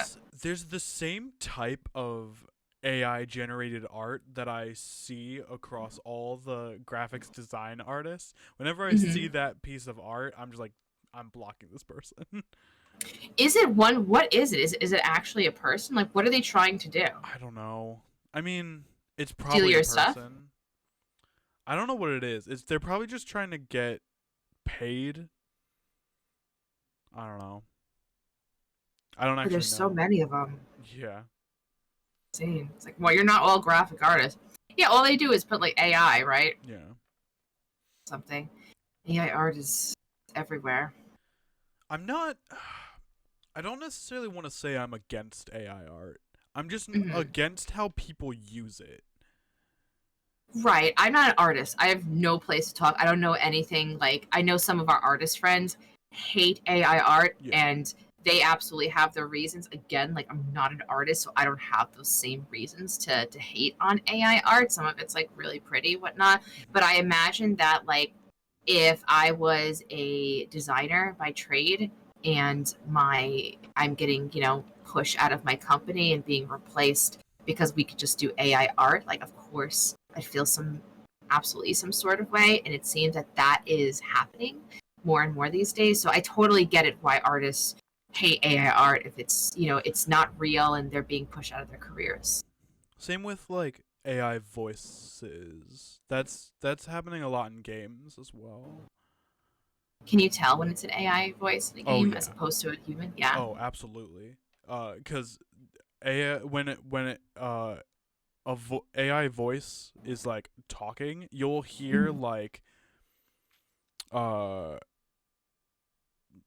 it's almost too accurate as to like when it's when it says things where it just sounds robotic. It has like a robotic rhythm to it, and it's just like Go up the stairs. Yeah. Like it's one of those things that's like I don't know how to describe it, but like once you hear it, it's like okay, yeah, that's not a person. Like yeah. I know Keyrock had a big thing that happened the other day where he heard or he didn't, it wasn't a big thing, but like I saw on Twitter like he posted a clip where he heard some AI voices and he just like started doing an Italian accent and with like a giant mustache on. It was funny. Oh, like over the AI voices? Like like he did the line, but after he said the line that that the AI voice did, but a lot better. I love that. Yeah. I would love to play a game where it's like a narrative game with a couple of different like Slay the Princess, like the different voices, like the voice of Stubber and the voice, and like me and my friend just all get together and pick a voice. Yeah. And just act out, like and turn it off and like the audio, and this all of us act it out. How fucking fun would that be? Yeah. That reminds me when I was younger and I really liked FNAF at one point in my life where I don't as much anymore. Me and my friends did a FNAF role play where we role played each of the characters in FNAF. I was the phone guy. You're the phone guy? Yeah. I love that. That's where I get my hey hey from or hello hey. from. Hello. Yeah. I love the phone guy in the first one. Oh, the first one's the best phone guy. Yeah. The first one's the best FNAF, in my opinion. No, I've only played 1 and 2. So you don't need to play anymore. I hear those games didn't age well. They're just not fun to play anymore. And they're not scary. They don't look scary. The first one definitely like was unique with what you were doing and looking back, and like you haven't played a game like that. The second one was just a little bit extra. Like it was the same as the first, but just a little bit more added. Excuse me. Bless you. And thank you. All right. So much alcohol. And I liked it, but like that wears away. So like doing it one time, I'm good. Also, after you're done, after you have completed Five Nights at Freddy, that first one, you're like, well, I think I need like a cold shower. Yeah. And like a hard drink Yeah. and any time to relax. I'm going to play Supermarket Simulator for the next month. Yeah, for sure. It's rough, and it's not a great stream game either, because you cannot look at chat. You have to constantly be on edge. And it's not for that long. It's for like a few minutes. Yeah. But still, it's just like that's a perfect game for people to use, like Corn, to use jump scare commands. Because you're not paying attention. Yeah. Damn you. I hate when I'm walking down a dark hallway in a game and Corn comes in chat and uses my jump scare commands against me. Mm-hmm. He knows I'm not paying attention, and I'm just like, fuck, one day I'm gonna get you back for this. 100%. Well, we have to make up for, the month and a half that he's been gone by scaring the shit out of him. What Corn doesn't know is that I'm also his mod, so now I get to be in his chat all the time and scare the shit out of him. Exactly. The thing to do is make him blindfold himself, and then every few seconds, like, make him think you're going to play something like something scary, and then just not play something scary. Like, do like something like fun, and then at the end, when he's taking his blindfold off, then play the scary thing. Yeah, he's the worst at the timing. He's the worst. He's the best. He gets you all the time, and he's like, "Oh, I'm just prepping." He names all those clips like Allie loves the prep. God damn it, Corn. Oh, God damn it. We love you, Corn. Master of prepping. Yeah. Me too. It always reminds me of that one clip at the beginning of my raid trailer. Prepping me? What do I need to be prepped for? You have the best raid trailer ever. It just makes me laugh. So I was thinking about, there's one part of your trailer that's so like, if there's no context, I don't know, it's the funniest thing to me. It's when you say lucky soup. Lucky soup, yeah. It's when, because you don't know who soup is. It's when really, me, John, and Kim were playing Demonologist, and I think it was John spawned inside a soup, and we had a running joke at the time that me and John were like together, platonically together. John was the watermelon. I'm pretty sure I was the watermelon, but all right. You're right. You would if it was you and John together, you'd be the watermelon. I would be the watermelon. But John says something to this end of like, I'm inside you, and I was like, damn, lucky soup. Lucky soup. The lucky soup makes me laugh so hard. I love that. I don't even remember why I put that in the trailer, but now I just can't take it out. It's so funny. They're so all good. just like golden clips. Yeah. Don't call me daddy, I'll come is the best.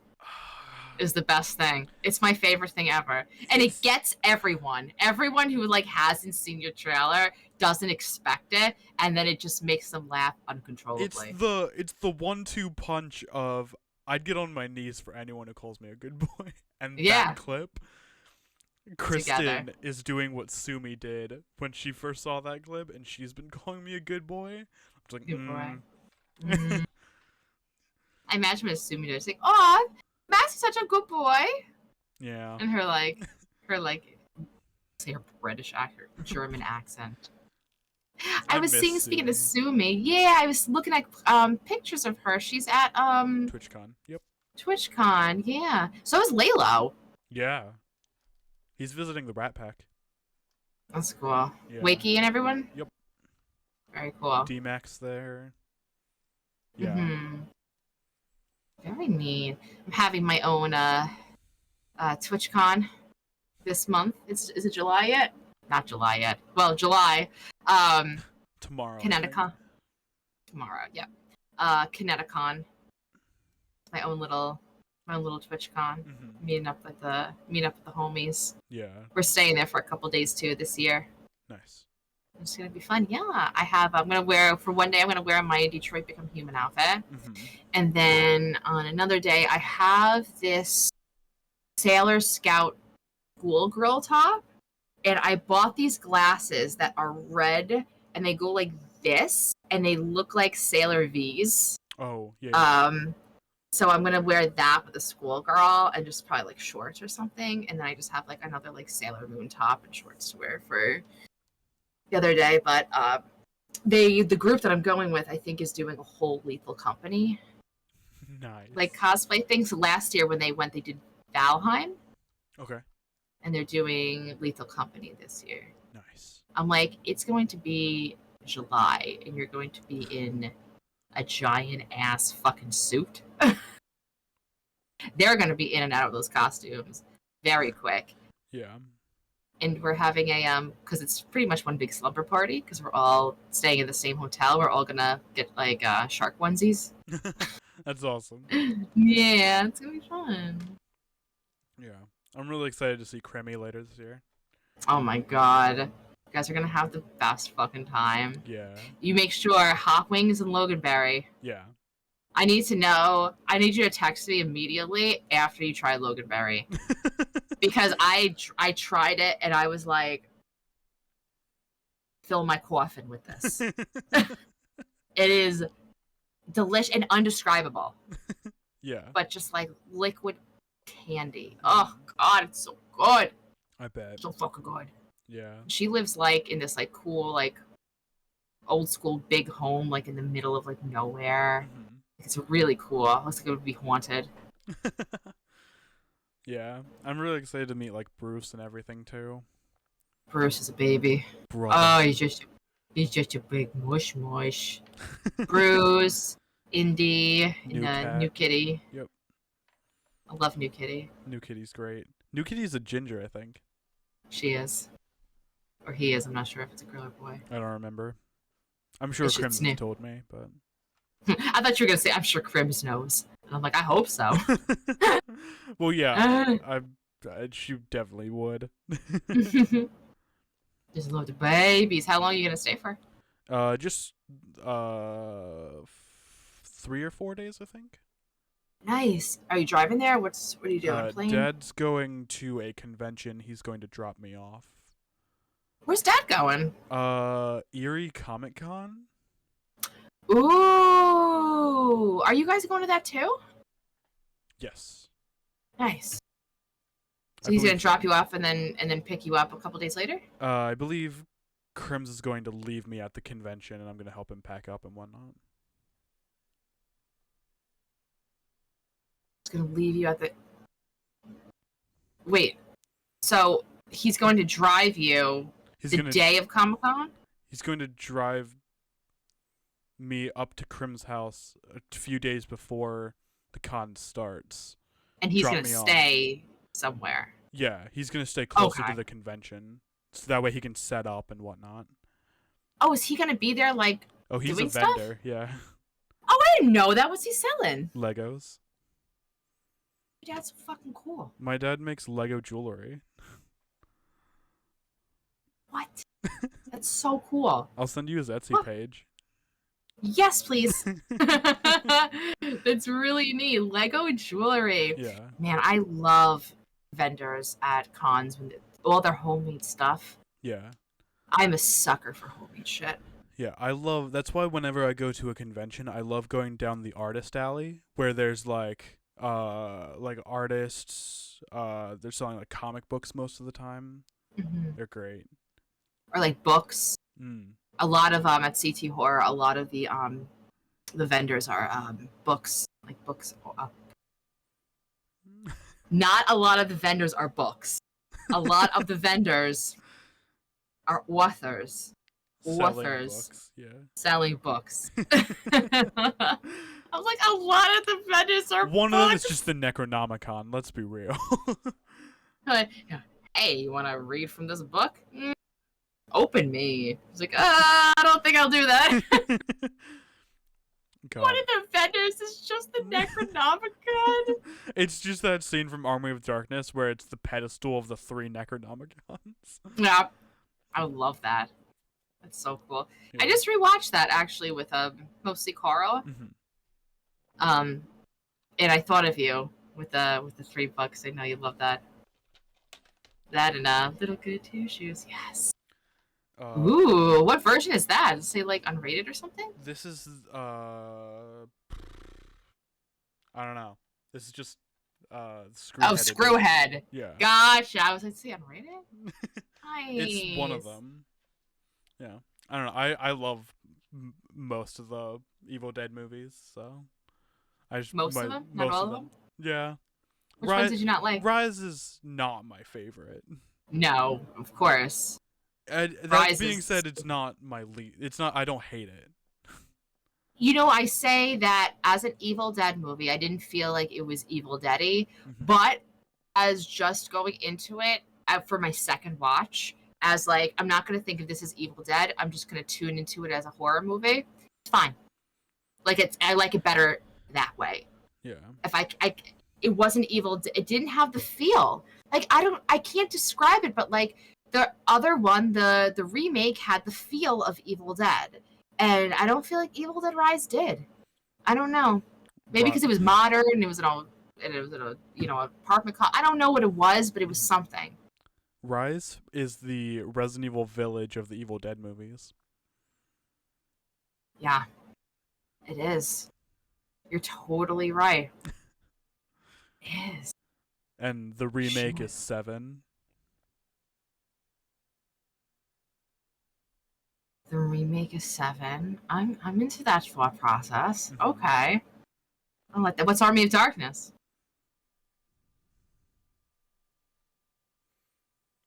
Army of Darkness would be 4. And then Resident Evil 2 would be Evil Dead 2. And then Resident Evil 1 would be Evil Dead 1. Genius. Yeah. I couldn't agree more. I love that. Yeah. It's kind of like the Ginger Snaps movies. The werewolf ones? Yeah. Ginger Snaps 1 is like kind of like the dark and gritty one. 2 is the kind of like comedy movie. And then 3 is a medieval epic movie. I think I've only seen one of them. I'm not a big werewolf lady. That's fair. I think Ginger Snaps 1 is the best werewolf movie. One of but the every best, time, I should say. Anytime you see any of those female actors in anything, I'm just like, Ginger Snaps. Yeah. Like they're so like they look exactly as they do, like what they do back then. I feel like like they aged very well. I'm like, I recognize this actress. And there's been tons of times where like Jorah's been like, where? I know this face. Where is she from? And I'm like, Ginger Snaps. Nice. Oh. Yeah. Have you ever had a Ginger Snap cookie? Yeah. You like them? I do not. I think so. I don't think I'd like the taste of ginger in my cookies. Ginger's a strong taste. It is. It is. I like it cooked. Like cooked and with like chicken or something like that. But if I want a cookie, I want something decadent. I want something sweet. I like sugar cookies. Oh god, I love sugar cookies. It was the first cookie I ever like made. It's the only cookies I ever make. Like bake. I love sugar cookies. Yeah. Just butter, and it's literally just like butter and just sugar together.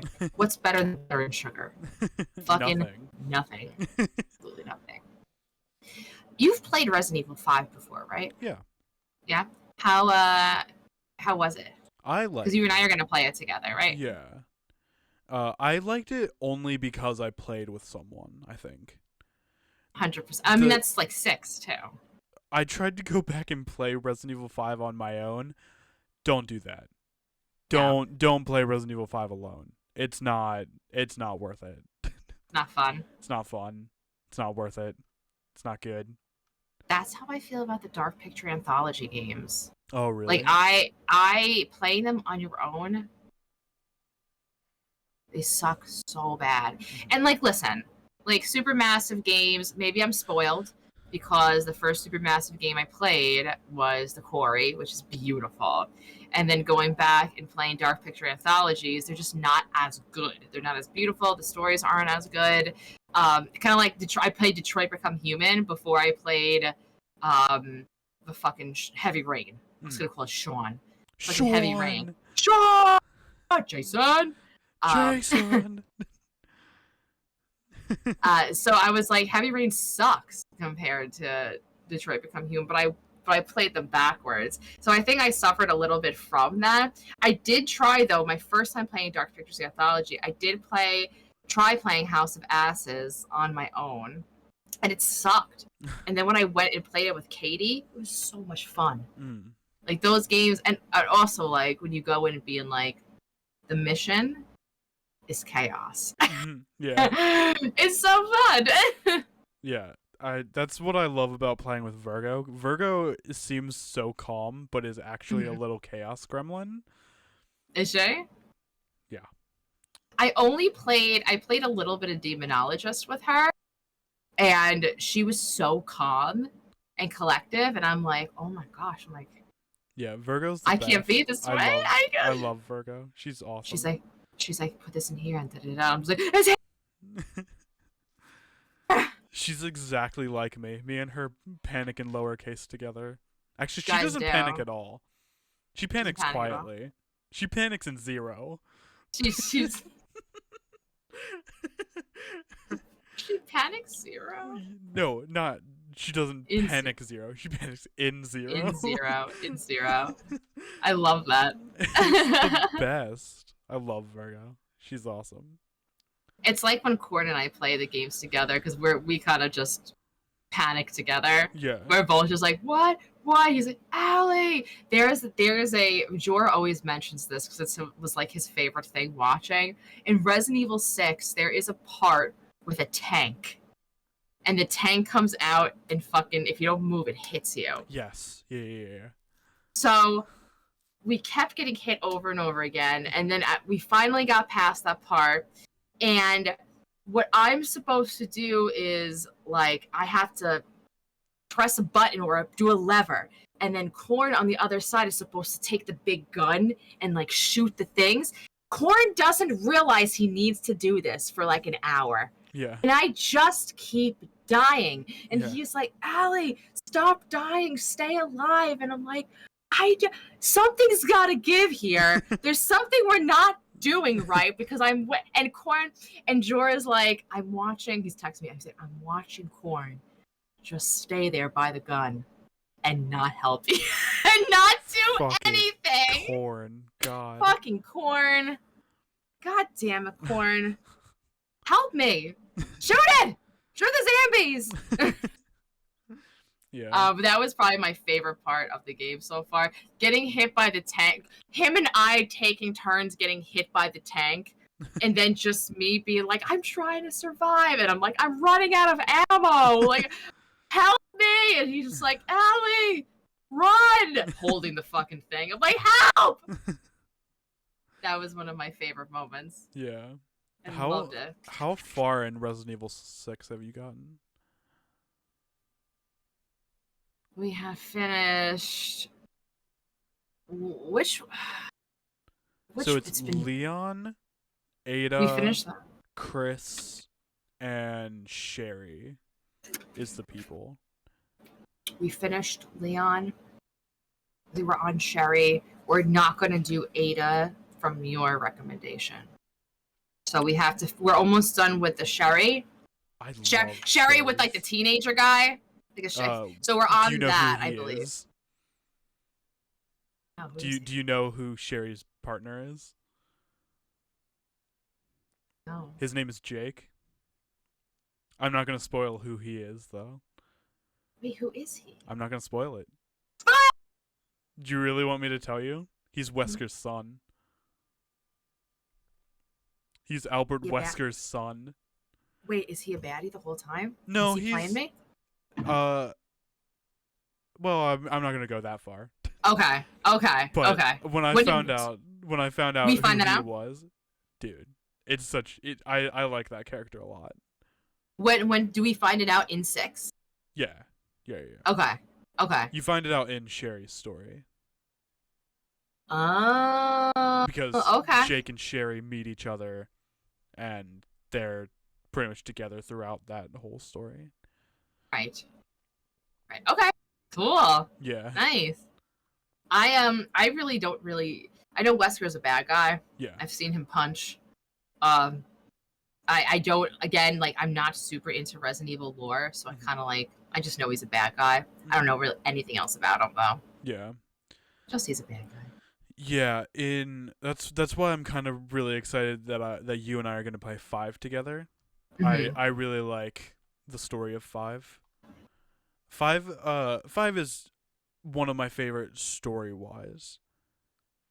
Nice. There's a crocodile scene in 5. No way. Is it scary? Oh god, it's so scary. Oh, I can't wait. That'll scare me too. Wait, there's water? Are there sharks? No. Sharks in the first one. There's sharks in the first game, yeah. There's that fish creature in 6. You've done the fish creature part. I've done that phase. I have.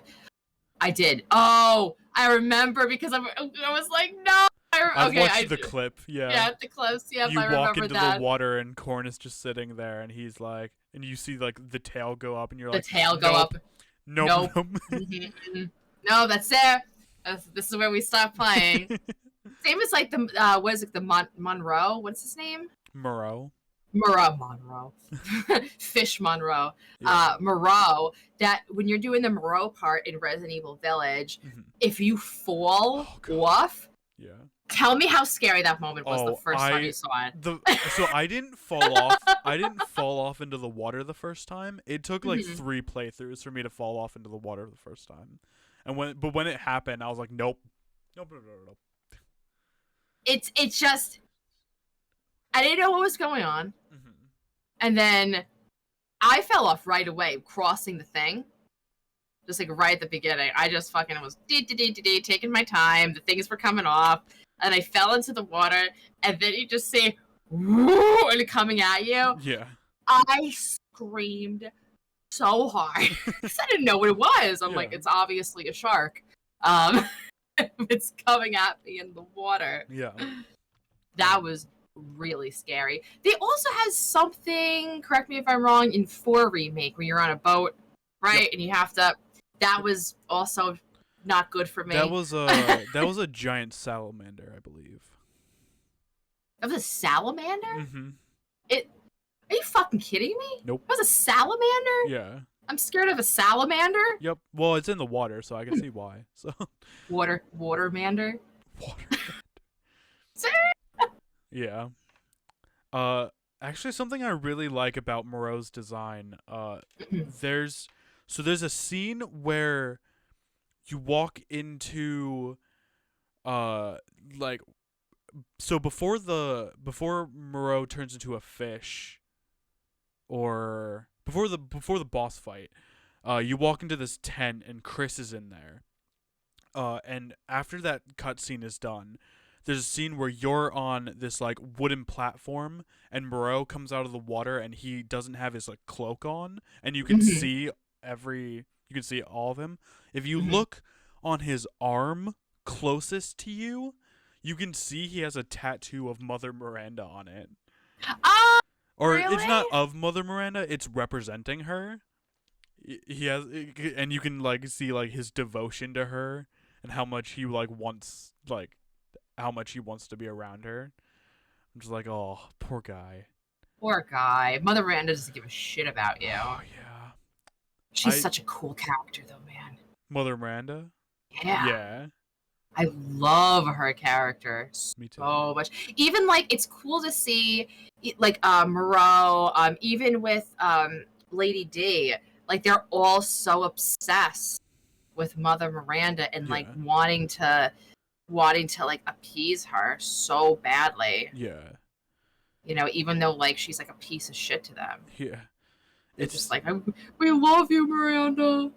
It's like, it's really weird because it's like Lady D, Donna, and Moreau want to please her, and they're like her like least favorite that she has of them, and then Heisenberg wants to like commit a coup against her, and he is her favorite, 100%. It's just I like, thought the exact same thing. Wow. Well, first of all, who doesn't like Heisenberg? I mean, Yeah. like, how He's can just you so not? likable. He drips charisma. I love charismatic characters in Yeah. games. I They're didn't like always him my at favorite. first. When you first meet him, I Uh-huh. didn't like him. But after you speak to him in the when he's in the television when you're in the reservoir, after you speak to him there, I'm just like, okay, I'll give him a chance. And then you He's walk cool. in, and then you like walk into his like laboratory there, and it's just like, I like this guy. I would join him. I would have joined him too. I thought he was cool. I don't like. Obviously, you probably couldn't trust him, Yeah. but he was just there was just something about him. I like gravitated towards him. Yeah. I really liked the character.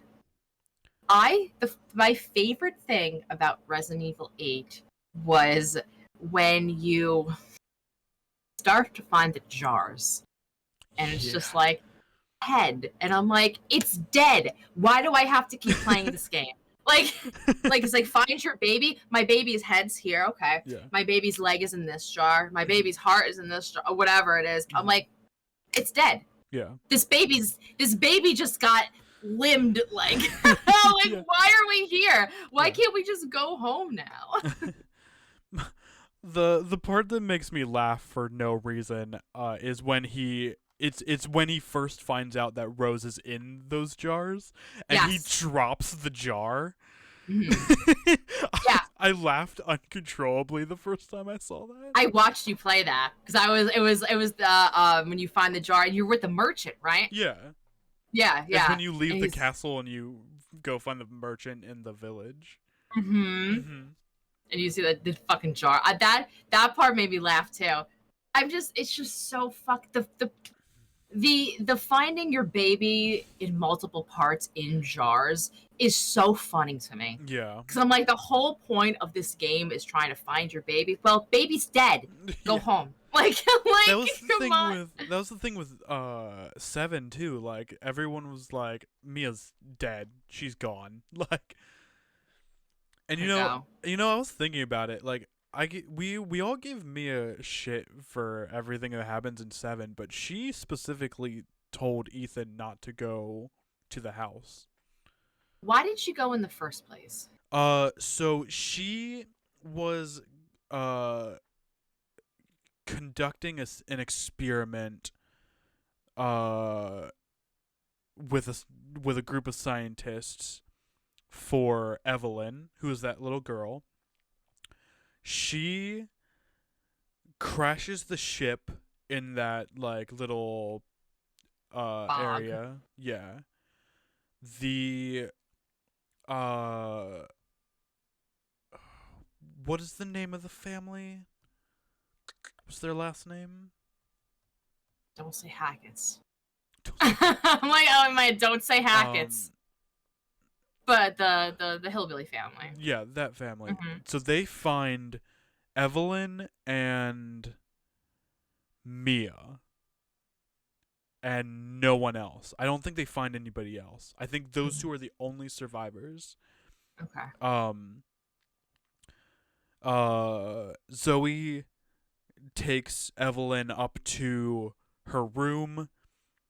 Evelyn wakes up and infects the family. They lock Mia up so that Evelyn can be happy with a family. She just wants to have a family. So the hillbilly family was not infected or anything. They were normal. And then they found Evelyn, who had some sort of experimental shit going on with her. She has the mold. The mold. That's why Evelyn is Miranda's daughter. Oh. And Evelyn is a piece of the Megamycete, which is that little like heart, which is that heart thing that that Chris throws the fucking knife with a bomb into. Yep. So she's a part of that. I just want Mega Man. The Mega Man. The Mega Man. Megan Man. The Megan Man. The man of Megan. Yeah. Oh, okay. So, and so Evelyn infects the whole family, and that's why they're all creepy and eat bugs and shit like that. That's why they're all like, yeah. That's why the bug lady's like a giant spider. Bugussy. Blech. I can't tell you how many people, when I was about to play that part, were like, "You should put up a trigger warning," and I'm like, "For what?" And they're like, "Bugussy." And I'm like, "What are you talking about?" It's like this part triggers a lot of people, and I'm like, "What, bugs in your pants?" Jesus. That part was so creepy. I stood in a corner and just shot her. Yeah. Didn't take any damage. I just stood in a corner and just shot I the tried whole to time. stay as far away from her as I possibly could. I hated that scene. The boss fight was good. I didn't like looking at it. I didn't like going into when you like cross the dock and you're going into that house and there's the bugs everywhere that you have to like hit with lanterns or something. Yeah. I didn't like that whole going back and forth on that area. Yeah. That game was, now that I'm looking back on it, the game was pretty hard. Yeah. Just a lot of stuff, but I liked it. Where does 7 fall into your order? So my top 5 is Village, 2 remake, 4 remake, 7, 3 remake. Mm-hmm. Yeah, 7 would probably be my 4th as well. Have you heard about a 9th? Yeah, apparently they're making it. So I was talking to Sai a while ago, Sai Jester. He said it was going to be like an open world over the shoulder game, kind of like Baldur's Gate. No. Really? That's what I heard. I hope not. I don't like that. I just want another game. Can we just get another game? I want another first-person game, honestly. Can we get a first-person, like, I mean, at the end of the DLC for 8, it left it incredibly, like, open. And, like, this next thing is going to follow Rose, and someone's after Rose, seems. So why doesn't Resident Evil 9 take place after the 8 DLC, where we follow Rose again and, you know, do Rose stuff at the Rose shop? Doing something with Rose. I want another game with Chris. With Chris? As a protagonist, yeah. Because we don't get to play as Chris often. We do. Chris was in the van, though. Chris was in 8. Yeah. Right? Wasn't that Chris? Okay. Chris is in 7 as well, but Chris doesn't look like Chris in 7. No. He looks more like Barry, who's in 3 remake. I thought you were making up a name. Like, he doesn't look like a Chris. He looks like a Barry. No. Barry Burton is a Resident Evil character. He's in 1. Barry Burton. What a great name. Yeah. I love that. I won't spoil anything else about him because I want you to play 3 remake really badly. I'll go check out that Steam sale and see how much it's there. I got Resident Evil 5 for like $5. Yeah. I was like, fuck yeah. I got the deluxe version for $6, I think. Wow, that's awesome. Yeah. What else have you gotten off the Steam sale? Oh, let me check. I can just pull it up real quickly. So with the Steam sale, you're gonna love the games that I got actually. I'm so excited here. So the games that I got Christmas Massacre.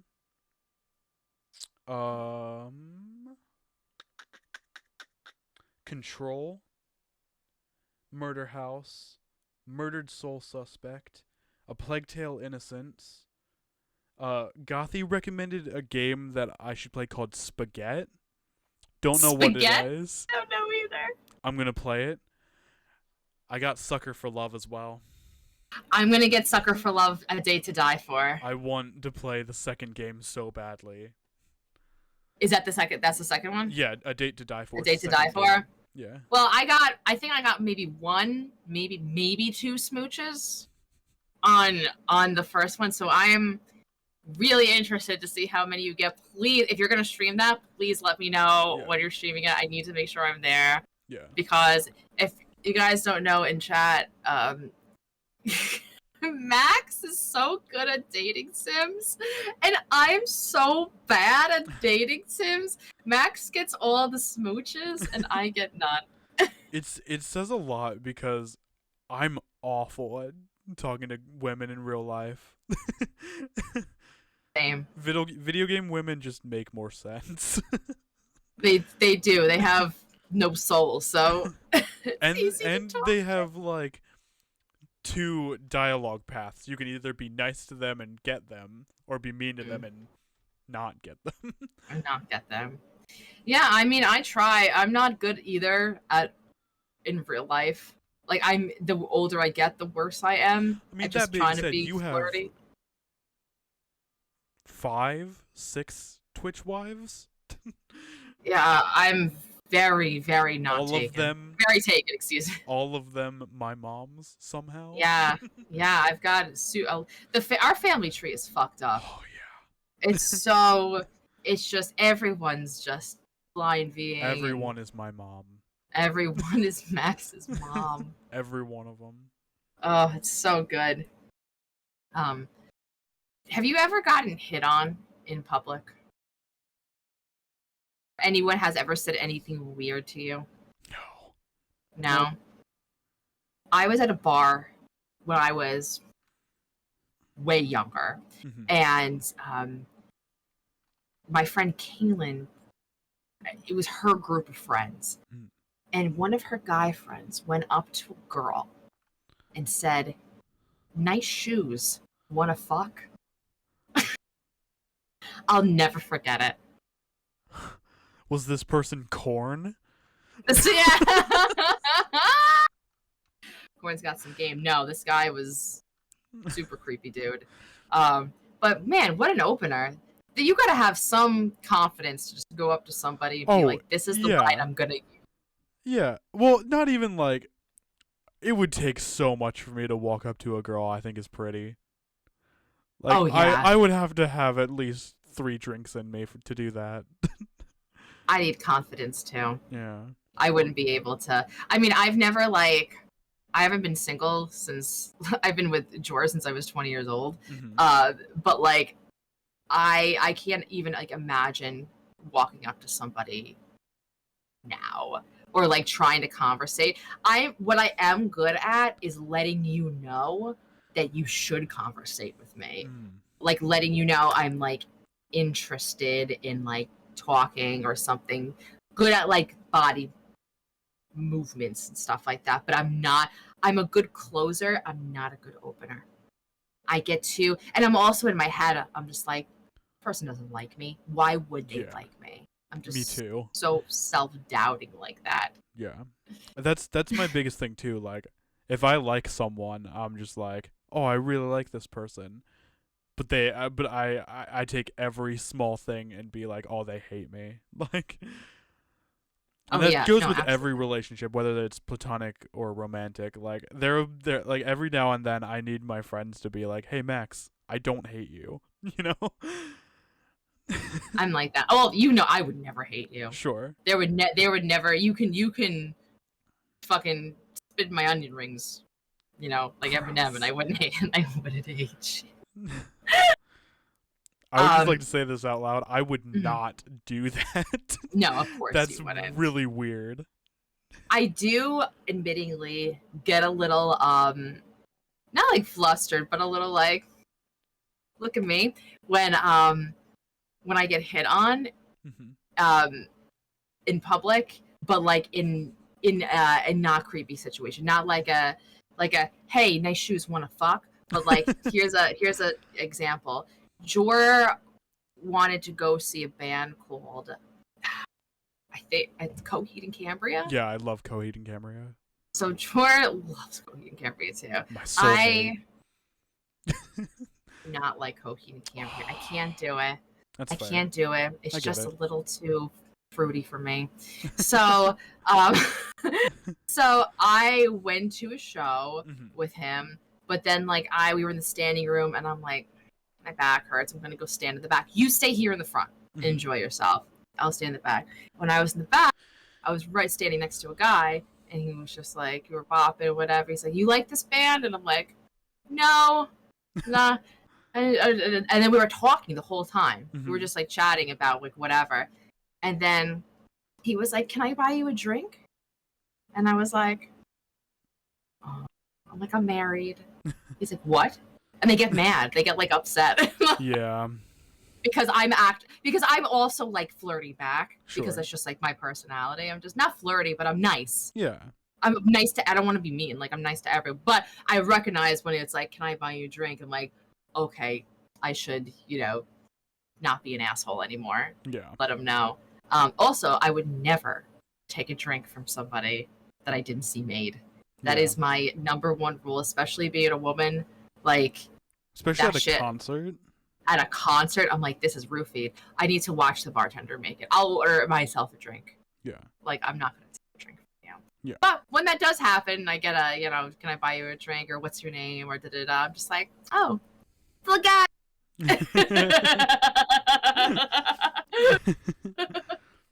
Yeah. I'm just corny. I think being corny is a little bit attractive.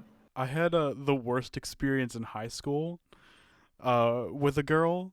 Was it your prom date? It wasn't the worst experience. It was just something that made me never want to like try and flirt with a girl in public again. Yeah. And so I'm walking down the hall and the girl I like comes up to me. And she's like, "Oh, I really like the way your hair is," because this is when I just had like started growing like my hair out like this, and she was like, "I really like the way your hair is," and I turn around, I kid you not, in my lowercase ways, I go, "Happy birthday," and I walk away.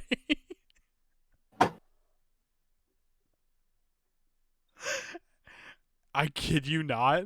I never talked to that person again.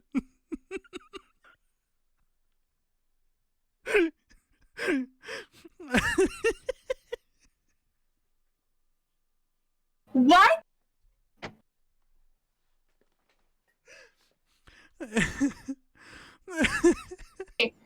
She goes, "Nice," and you go, "Happy birthday." Was it her birthday?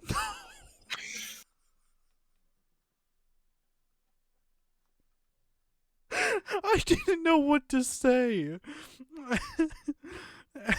Max, when never stop being you. When a pretty woman walks up to you, what do you say? Oh my god. When a pretty woman walks up to me, what do I say? Yeah. I say, "I can't hang out with you. You're prettier than I am." Women don't hang out with women who are pretty. They are. I'm just joking. I don't know.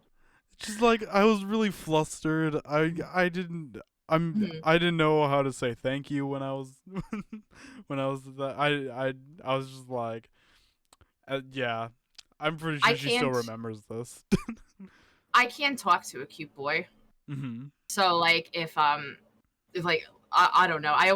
So like my celebrity crush, I guess you can say, is Malachi Black. He's a wrestler, but he's like covered in tattoos, very into like occult shit, and like that's like my favorite shit. Like he just is so good looking to me.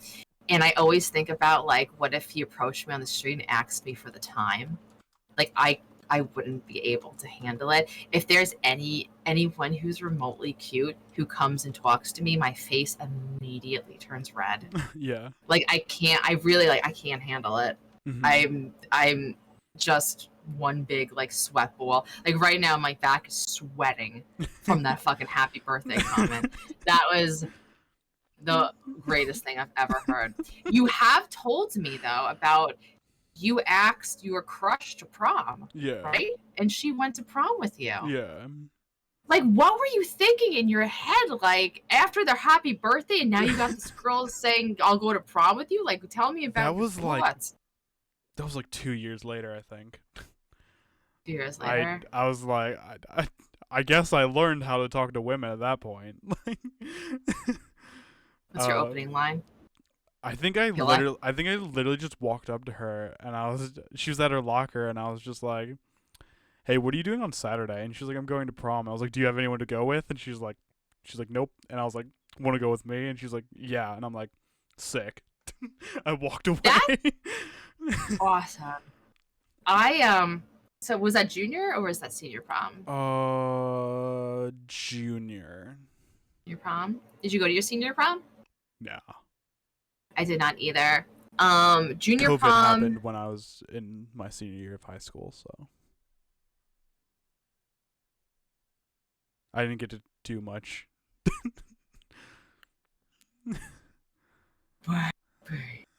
Oh, the baby! I forgot. Oh my god! COVID happened when you were in your senior year of high school. Yeah. That's so not long ago. That's insane. Yeah. That is insane to think about.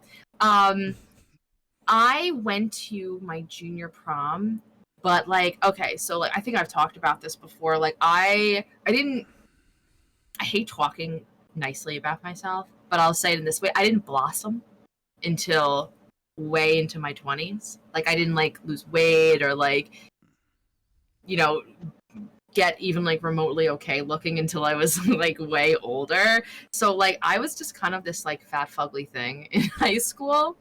And I went to everyone was going to junior prom and I was like I should go, but like I was embarrassed because I didn't have a date. And I asked my best friend Abby at the time to be my date. And she was like, fuck yeah. She was like 2 years younger than me. She was like, oh, you're fucking junior prom? Hell yeah. And like everyone made fun of me. Even like the photographers were like, I don't know if like being a lesbian was like okay back then. I mean, it's okay, but like I don't know if it was so out or whatever. But like she's just my friend. But like we were trying to like picture, like everyone was doing pictures with like holding and whatever, and we were doing the same thing. And then the photographer would be like, go back to back, like literally like back to back. We're like, and what? Like and what? Like this prom, like it was very awkward. And then people were like, I was the only one who didn't have like a date, I guess, whatever. And people made fun of me. Mm-hmm. So like when it came to like my senior prom, I was like, if nobody asked me to go, I'm not gonna go. So I didn't go. But I don't regret anything. I watch horror movies instead. Had some snacks. That's so much better. Honestly, that would be great. Like, it'd be like, Max, like if we were the same age, it'd be like, fuck prom. Let's go and watch horror movies and eat popcorn and like chill. Mm-hmm. Even though you and me as like friends going to prom together would probably be fucking fun as shit. Yeah, probably. So like dress up like fucking like Gerard Way and Helena. Yeah. Knowing me, I'd probably wear a all black suit. Oh yeah, I'd wear the gothiest dress that I could top hat. ever imagine. Yeah, 1000%. I always try to look for like really gothy dresses to wear. Yeah. I just love that shit so much. I love I don't know what it is, but I love when like you see on like Instagram all the time, like when like goth women like wear like really pretty dresses. It's really cool. I really like that.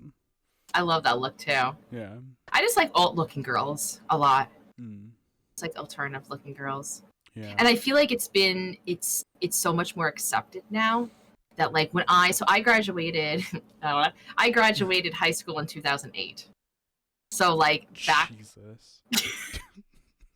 Sorry. No, that's why when you were like, I graduated during COVID, I was like, I had the same moment. I was like, that just happened. Yeah. Oh my God.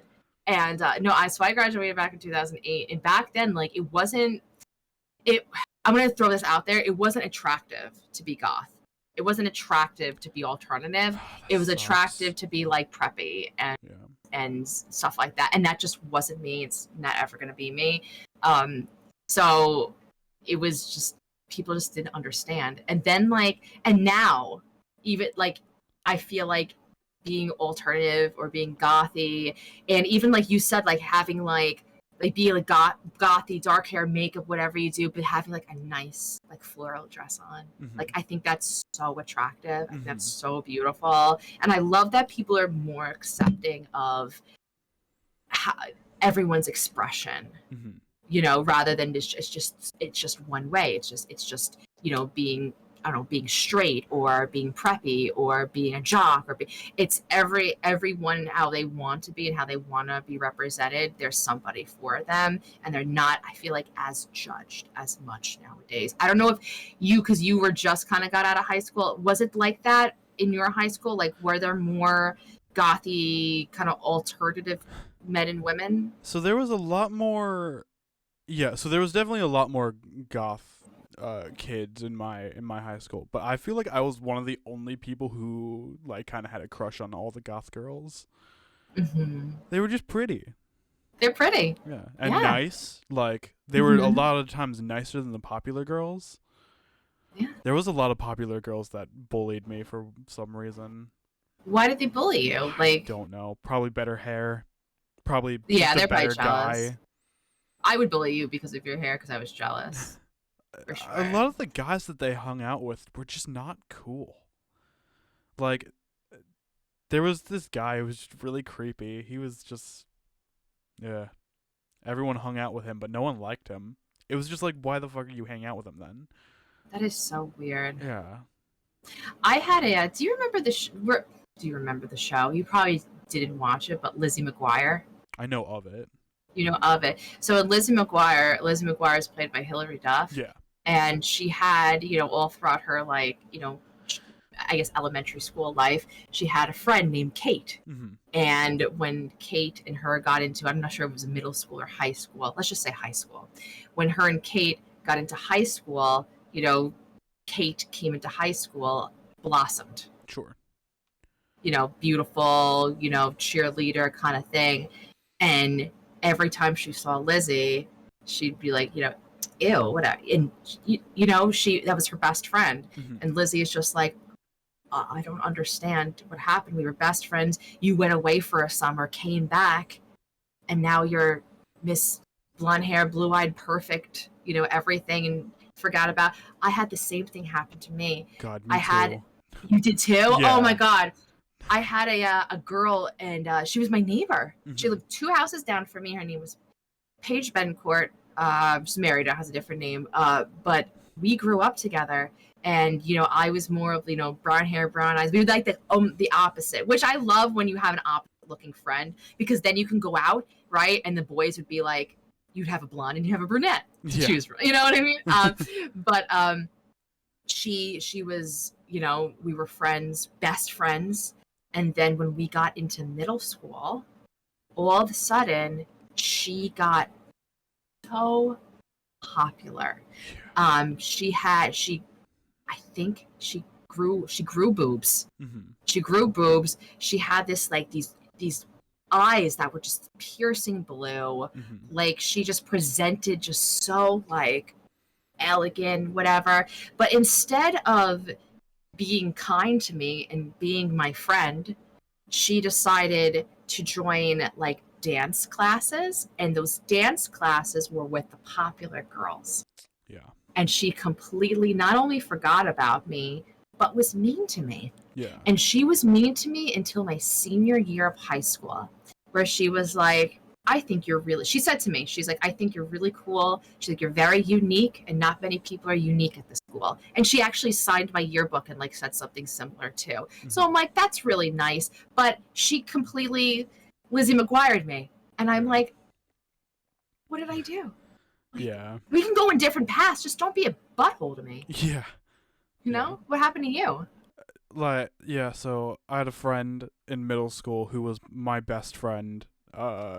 We every day after school we would call, hang out, do homework together, just chat from like 3 in the afternoon till like 9 at night. We would just hang out for the rest of the day, talk about anything. She got me into a lot of, like, really good music, none of which I remember, I'm gonna be real honest.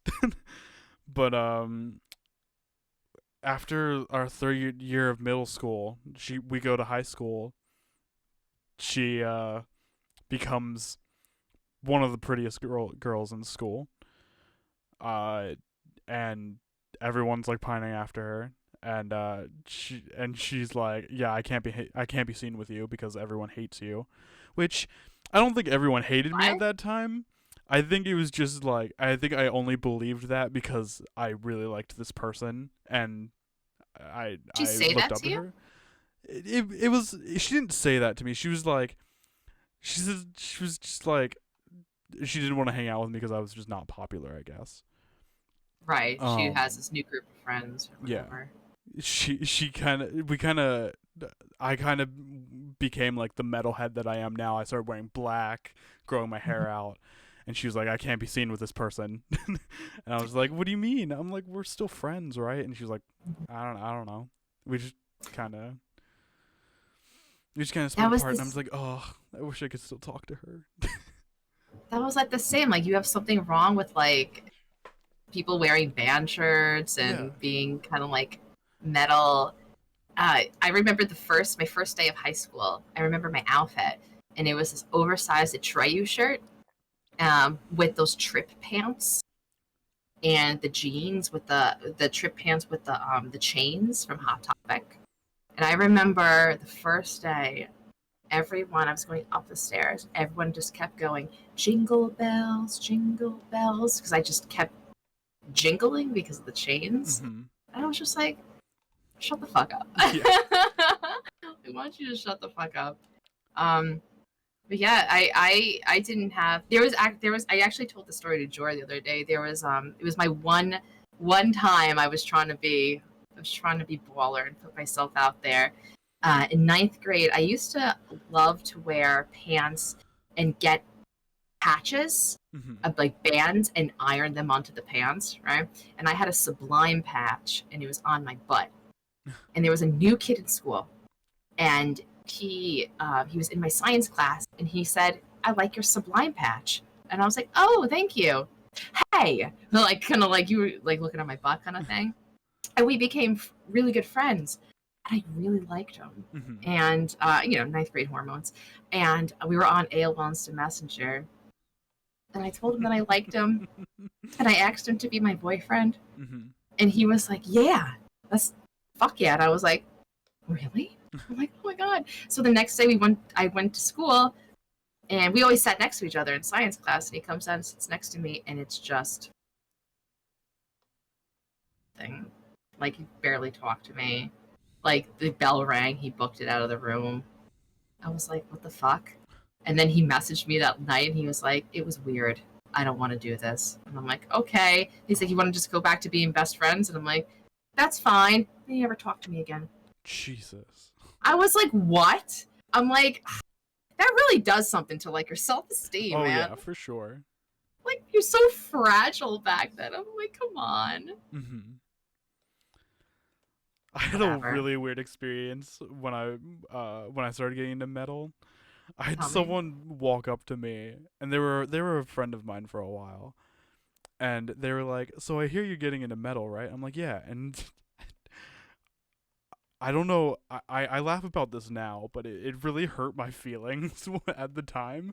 They were like, "Oh, you were always so nice." I was like, What does that even mean? Nice people "Can't don't be listen to metal. metalheads." Like, what do you mean? Like, metalheads are like the nicest people. What do you mean? You were always so nice. Really, you get judged for being like any sort of like alternative when you're in Yeah. high school. You really do. People think you're like a Satanist. People think so Yeah. many things of you. And it's just like you don't get to know me. Like get to know me. I'm literally I'm just a big goofball. Yeah. Like I just like to have fun and make jokes. Like just because I like listening to fucking Marilyn Manson, it doesn't make me any weird of a person. It's Yeah. just what I like. Like, why are you judging me? Yeah. And definitely at that time, I never would have pushed metal onto people. You know, I think that was Mm-hmm. more what they were afraid of. Like they were going to become metalheads and be different. You know. Oh, and God forbid they listen to good music. Yeah. Oh. Yeah. I listened to mostly like in like middle school. It was like Good Charlotte and Linkin Park were huge. Like that was like when like Meteora came out, Linkin Park, and that Lifestyles the Rich and Famous album for Good Charlotte. So that was like everything in middle school. And then in high school, it was all like Manson, Atreyu. I got like really into metal, but I mean Atreyu, like Suicide Notes and Butterfly Kisses Atreyu, not Atreyu Oh, now where it's most. But I liked that stuff. Like I gotcha. really like. I used to very like heavy. Dimmu Borgir, Yeah. Cradle of Filth, Mm. all those like really heavy bands. I used to love. Nobody was into it. Yeah. Everyone actually thought I was a lesbian, so I got hit on by more women. I got axed out by women a lot in high school. One of which I tried. I was like, maybe I'm into this. Yeah. And then I'm like, I'm not feeling it. But we can make out. Yeah, I had a boyfriend for like a week. Didn't work out. Didn't work out. Dude was nice. Yeah. I think we ended fine. We just haven't talked in a few years, but I don't know. The thing is that like I definitely describe my sexuality as 40-60, like 60% straight, 40% gay, because I do really like girls. And but every time I would try to like be romantic with one, I'm like, I don't feel it. Yeah. Like, so I'm like, I'm not a lesbian. Like, I'm not, but like, would I make out with a chick? Made out with tons of chicks. Like, like, that's Same fun. with me with guys, pretty much. Boobies are great. Like, there's not, like, anyone in the world, even gay guys, would be like, boobs are wonderful. Yeah. And that's just how it is. Maybe I'm just attracted to boobs. I think what put me off of it for so long is every guy that I've ever liked was always straight. I'm just like, ugh. So did you like date any straight guys and they were like kind of experimenting at the time as well? No, like so like the first guy I ever liked, he's still one of my best friends. He's very straight. And I was just like, he was the first guy that was like really nice to me, and I was like, I love you. You're mine now. I love you. I have claimed you. I love that. Yeah. I love you. You're mine now. Yeah. That's so cute. Yeah. Yeah, he's very nice. If I ever get the chance to introduce you to him, you'll love him. I'm sure. If you love him, I'm sure I'll love him. Yeah, he's so cool. He's me but tall. He's you but tall. Yeah. You're pretty tall, aren't you? Tall? I'm 5'9". He's like okay, yeah. 6'2". Nice. It's like Jor. Yeah. Fucking he's me but Jor. He's me but Jor. Me Jor. Me Jor. The girl in high school that I like dated for a couple of days, she was my best friend at the time. Her name was Jessica, and she was so cool. Like she was one of the emo girls with the hair and she had a phoenix tattoo and nice. And also, not this means anything, this is just going into another story, she was super rich.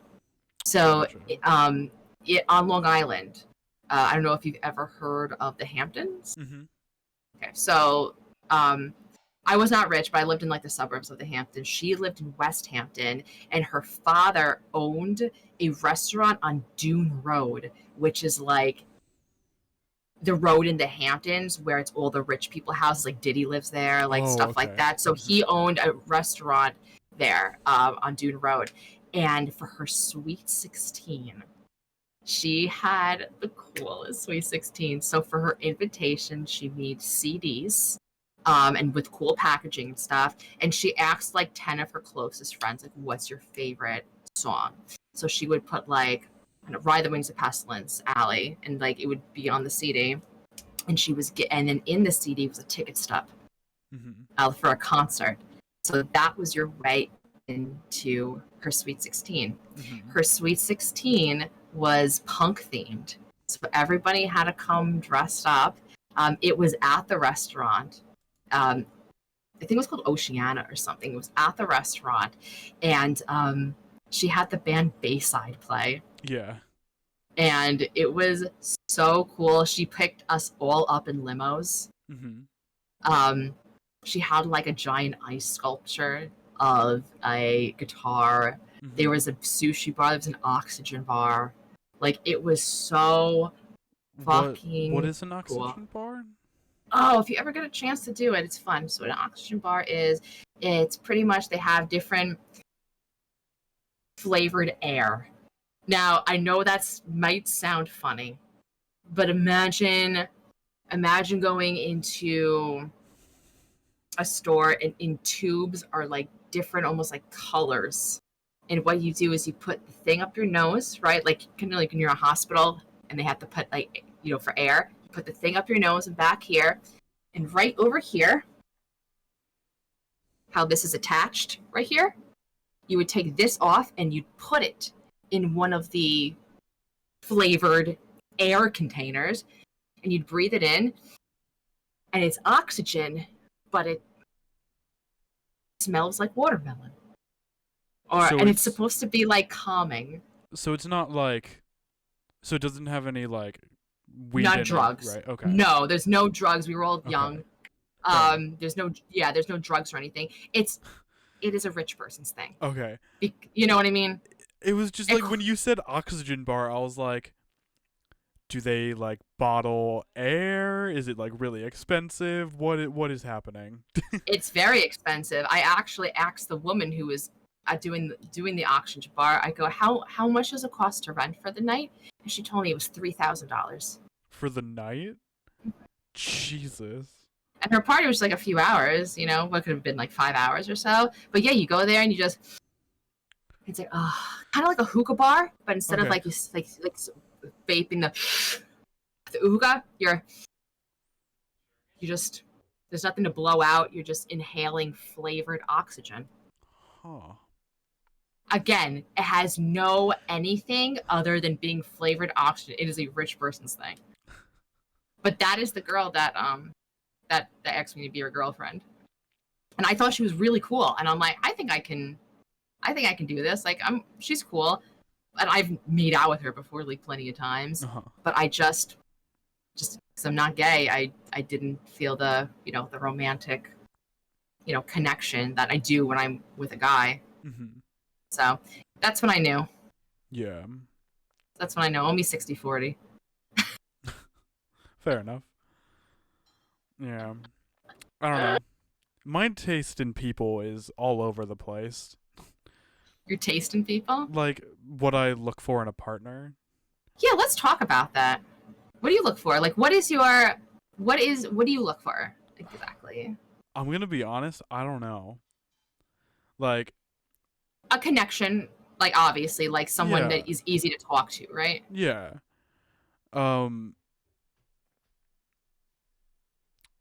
But what, like, attractive traits to you?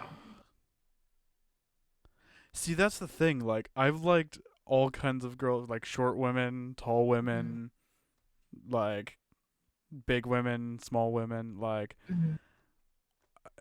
I don't know. There's something like has to be something like universal. That's just like, this is what I'm attracted.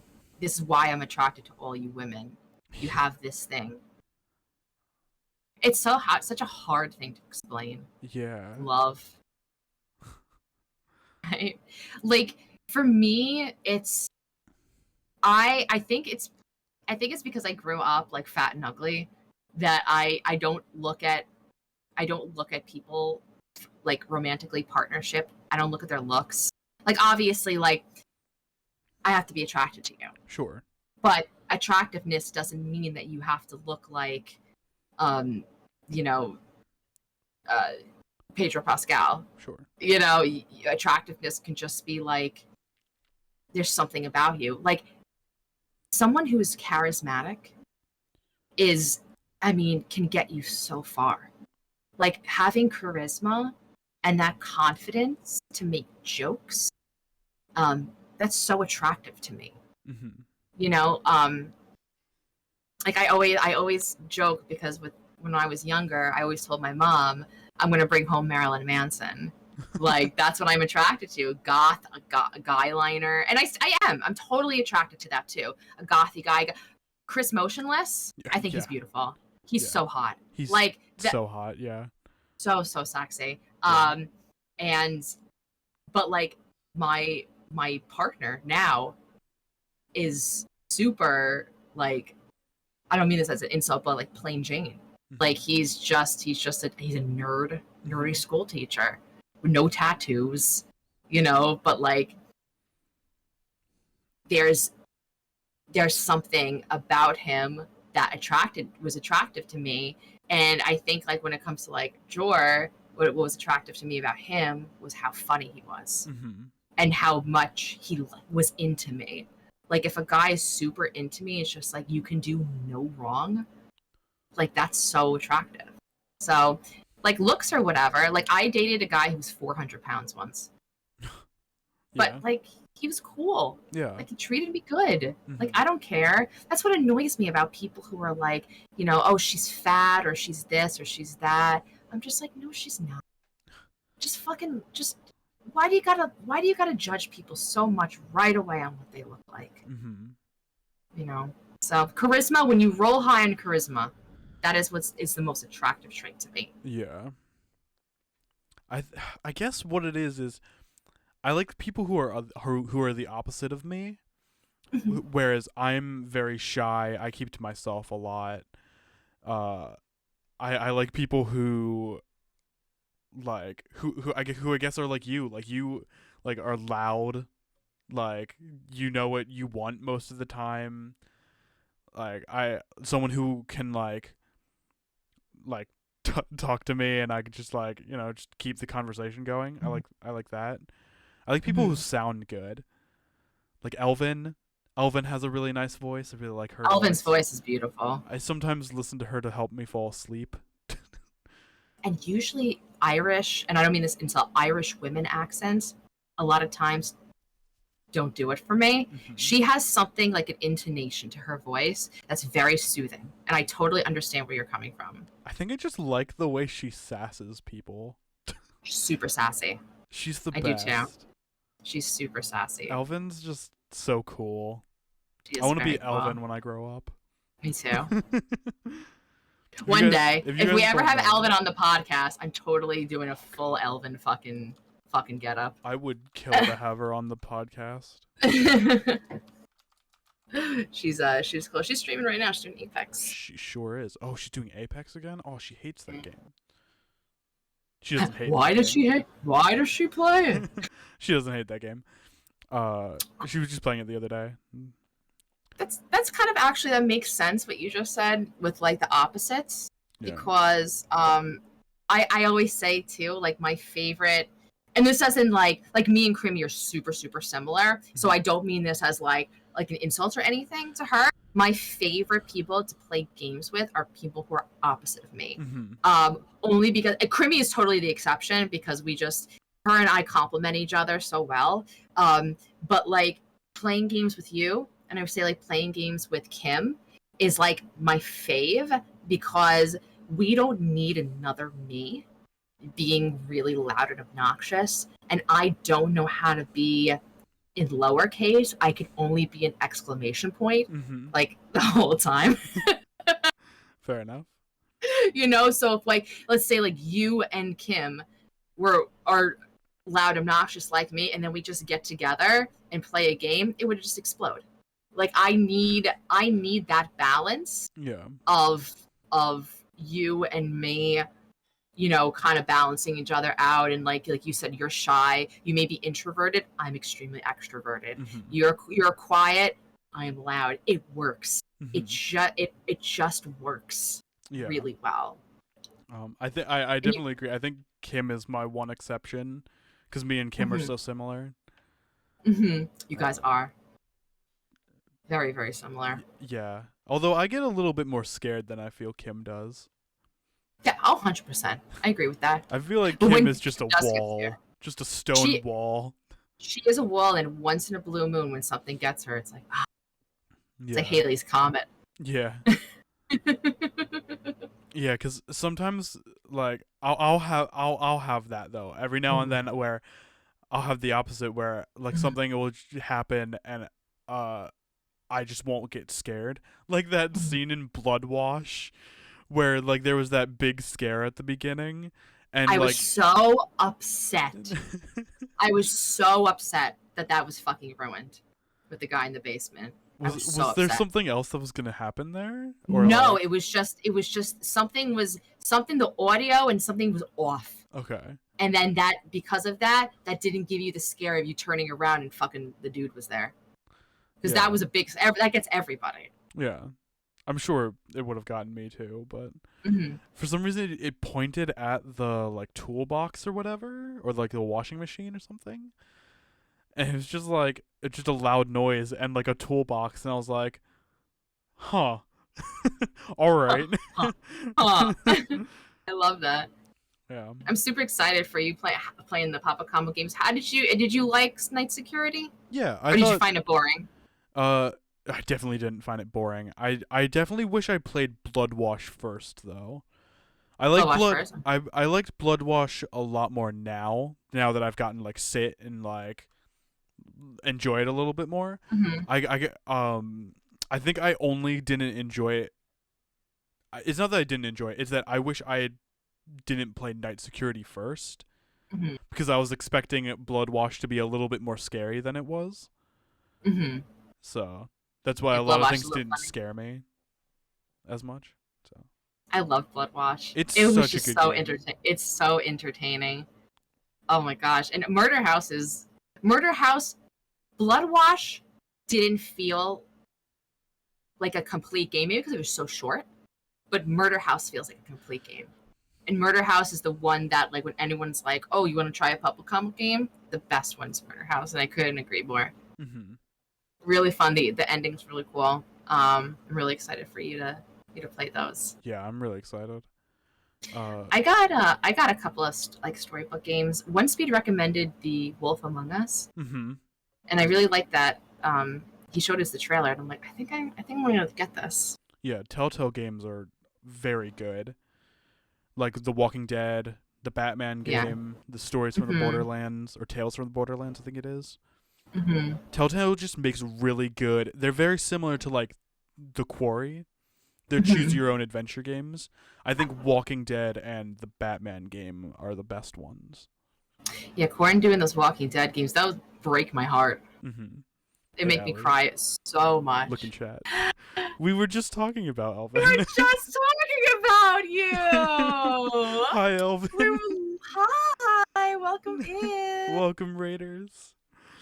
I was gonna say, I think Elvin heard us. Yeah. She must have heard us talking about how awesome she is. Yeah. We were just like, who we love so much? We're both like Elvin. Elvin and her beautiful voice. Yeah. Elvin's got the best voice. You are famous. You are, yeah. I was saying, Elvin, one day you have to come on the podcast as a guest so I can do my full Elvin cosplay. I'm gonna do full on Elvin. And I'll just sit here and gush about how awesome you are more. Because Elvin's one of my favorite streamers, so. She could be Elvin Gore, and then I can be Alvin Gore. like Alice. It's so stupid. The Allie Gore Show. Yeah, G stands for Gore. There you go, perfect. Allie Gore, yes. Yeah. I'm Allie Boo.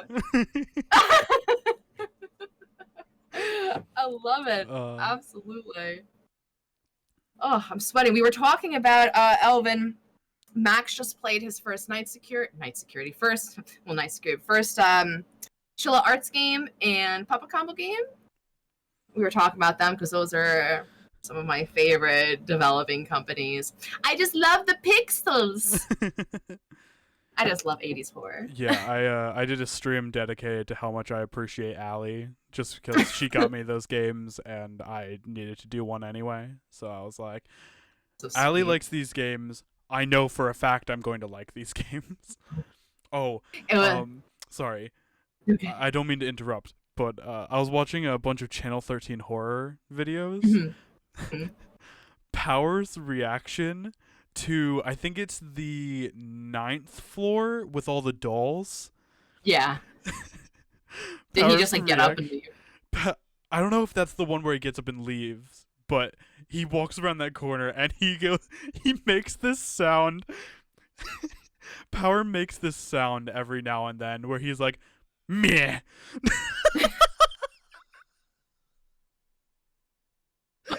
He makes like these weird.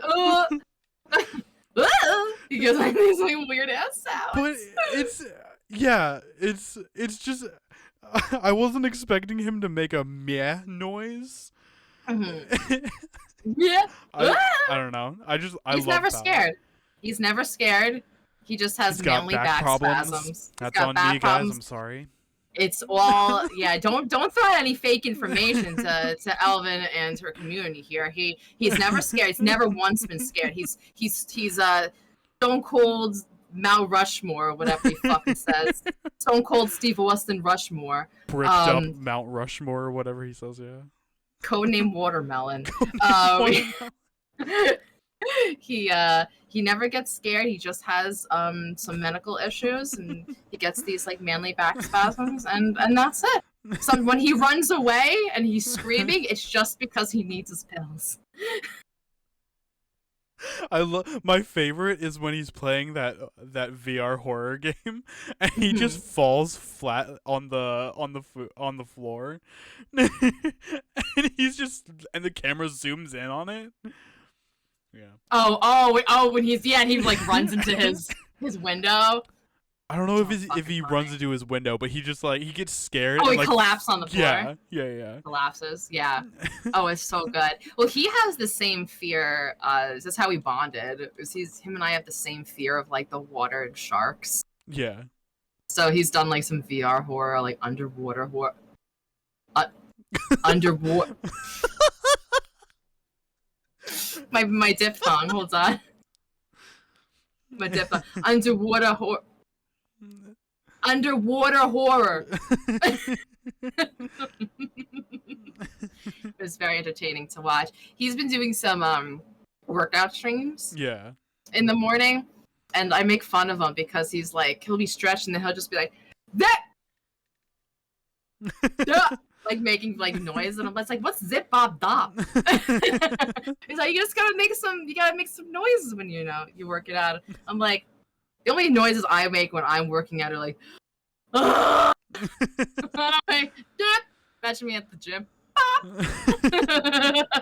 God, when I work out, the only sound I make is, huh. That's such a noise of defeat. It's not even like a noise of defeat. It's literally just me needing to catch my breath. I love that so much. Did I tell you about the guy at my gym? Yeah, Dick Flair. Dick Flair. Yeah, I love seeing him there. He comes in usually like during like when my workout is almost done. Mm-hmm. So sometimes I'll get to like hear it, and I'm just like, woo! And I just laugh so fucking hard.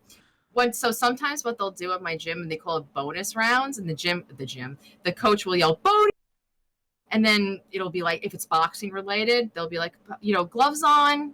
I'm like, oh, okay. So one time he was like, gloves on, and then Richard wasn't getting his gloves on, and then my coach goes, just because his name is Dick, he goes, gloves on, Dick.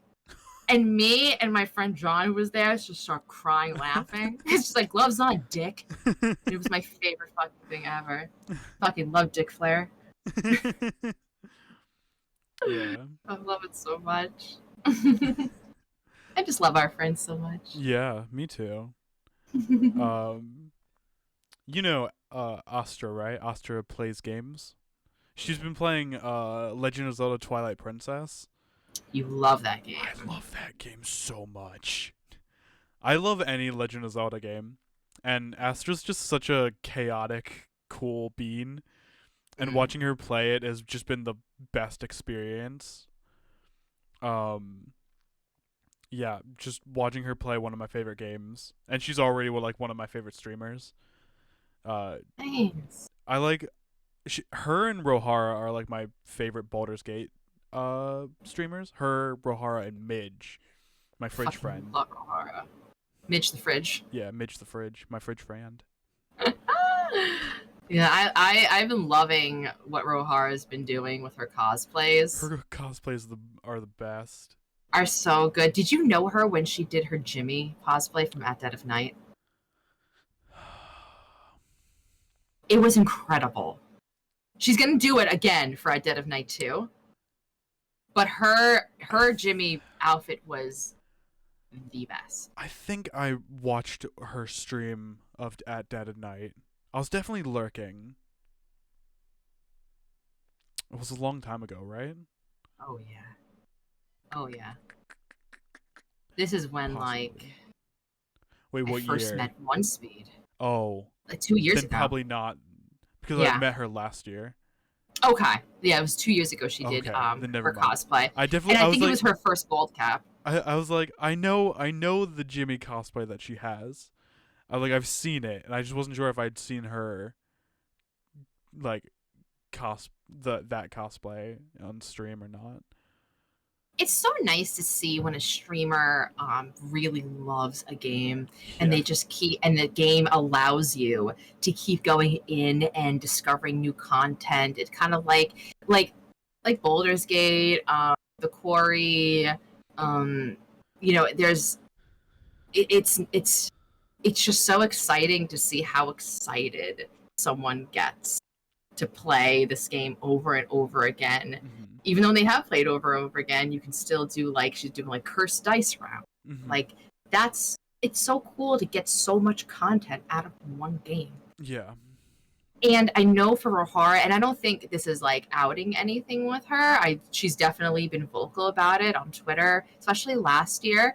But I feel as though a lot of us horror streamers have gone through this kind of malaise of there's not a lot of horror games out. These horror games aren't giving me the happiness that they once did, but I feel as though I can't branch out because I'm going to lose my community and people don't want to watch me play anything other than horror. And I remember Rohara really strongly going through that. And she was very vocal about it on Twitter. And now she has found with Baldur's Gate, now she has kind of got that itch, right? She's got the itch back and she wants to stream. And this, playing Baldur's Gate is making her so happy. And I'm so happy that she found that for herself because burnout is real.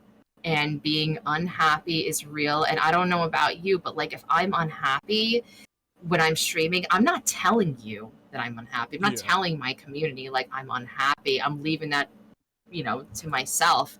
But it happens to all of us. We do go through those phases. And I'm really glad that Baldur's Gate has helped her get out of that phase and out of that malaise. So now she's like, I'm a Baldur's Gate streamer, that now dabbles in horror, and if that makes you happy, that's awesome. I'm glad that you have found that. Mm-hmm. Rohara's so cool. I love her. Oh, she's so cool. She's so nice. She's always so welcoming. Oh, she's amazing. And I always fangirl over her because I was a fan of hers before I was even friends with her. Mm-hmm. And it's funny because even Jorah says it how do you feel that you're kind of on the same-ish level as Rohara? Mm-hmm. And I'm like, first of all, let's not fucking, go there. But it's cool. It's cool that I watched her and Speed. They were my streamers that I just watched. I wasn't friends with, but I just watched. Then became friends with both of them. And then Rohara is the one who recommended me for CEOs, and that's how I got in. And Rohara is such a supportive person. She's awesome. She's even when she came to PAX this year, she's like, I'm just letting you know I'll be at PAX.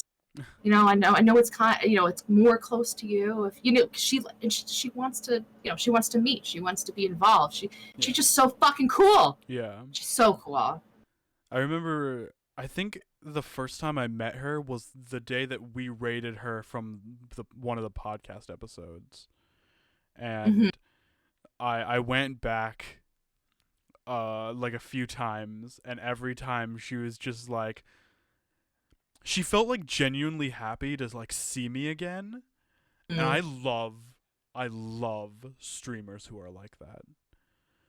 Like, Me too. when you like, especially like, since she was your friend, and and since me and you were like, we were pretty much best friends at the time, still are.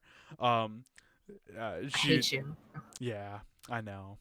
I'm just kidding. I feel like she kind of got that, you know. I feel like she kind of got that, like, you and me are like pretty much the same, and she kind of like gravitated towards that, and I'm like, oh, that's so cool. And I also remember when you rated her, she remembered the name of our podcast, Yeah. which I thought was cool. You guys were doing Scary for Her Pleasure. Yeah. I was like, oh, I'm like, you know the name. I'm like, that's cool. You're so cool. She's the best. She is the best. I remember I was doing a bass stream one night, and she popped in, and I just like got the most starstruck I've ever gotten. I was just like, I don't want to fuck up. And I like, my bass streams, like, you can't hear me play my bass because I'm just practicing, and I'm like, I know you can't hear it, but I'm still not gonna fuck up now. That's awesome. Yeah, she's a great supporter. She's always trying to, she lurks a lot, and she's always trying to support, and she's a cool bean. Yeah, that's why I always try to promote her a lot on when I do like my Twitter feed stuff. She's typically always at the top of my list because I'm just like, she's the best. Her and Ditz are always the best. I love Ditz. Ditz is the best. I love him. He's so cool. Another one, he's so cool. Every time I walk into his chat, I'm like, "Good evening, Captain." I love that. He's like, "Good evening, matey." Yeah. Adorable. I miss hanging out with him. He's been playing a lot of games that I want to play, so I've been lurking a lot in his streams. But yeah, I don't know. I remember the day that I was playing Resident Evil 3, and he came in for the first time. I was like, oh, it's him. It's him, El Capitan. Our favorite pirate.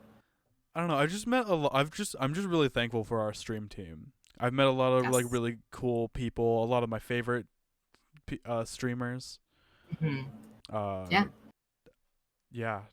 Same. I'm very thankful, and I feel like when I got onto CEOs of Screams is when I kind of like, I don't know, like not found my voice, but like I gained a lot more confidence, and I found a lot of cool streamers, and it made me want to keep going. Yeah. Because I'm like, this community is something that I never not want to be a part of. Yeah.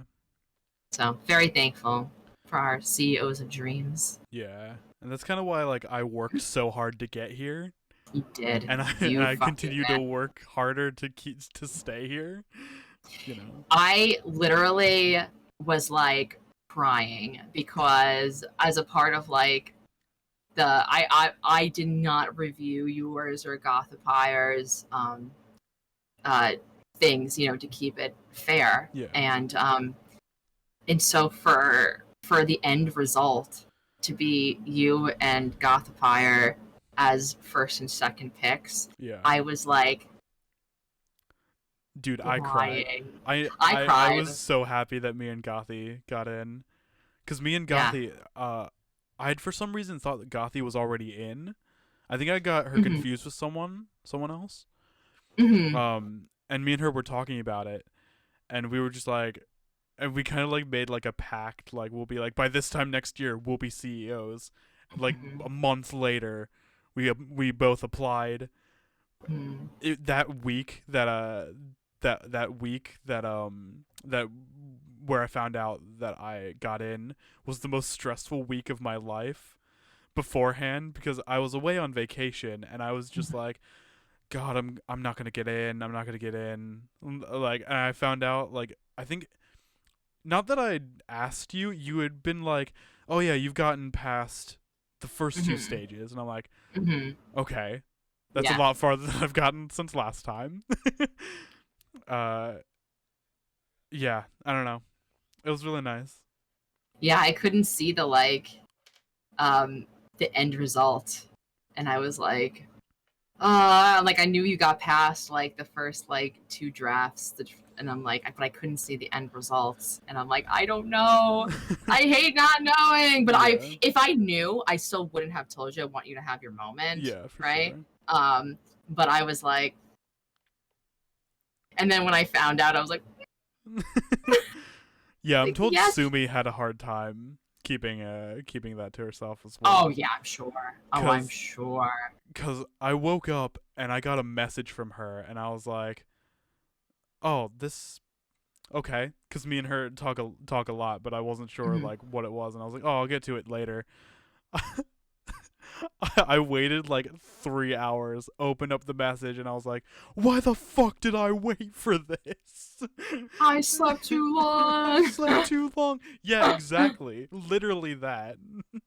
Well, so Sumi and I do the Twitter, Yeah. and she was sending everyone messages on Twitter, Mm-hmm. and I saw her send everyone a message but you. Mm-hmm. So I DM'd her and I go, hey, Max didn't get sent a letter on Twitter, and she goes, oh, I just DM'd him, and I was like, oh, okay, because I was like, why isn't Max getting a thing? I'm like, is there a mistake? Like, why isn't Max getting? He's like, no, I just DM'd him. I'm like, oh, okay, cool.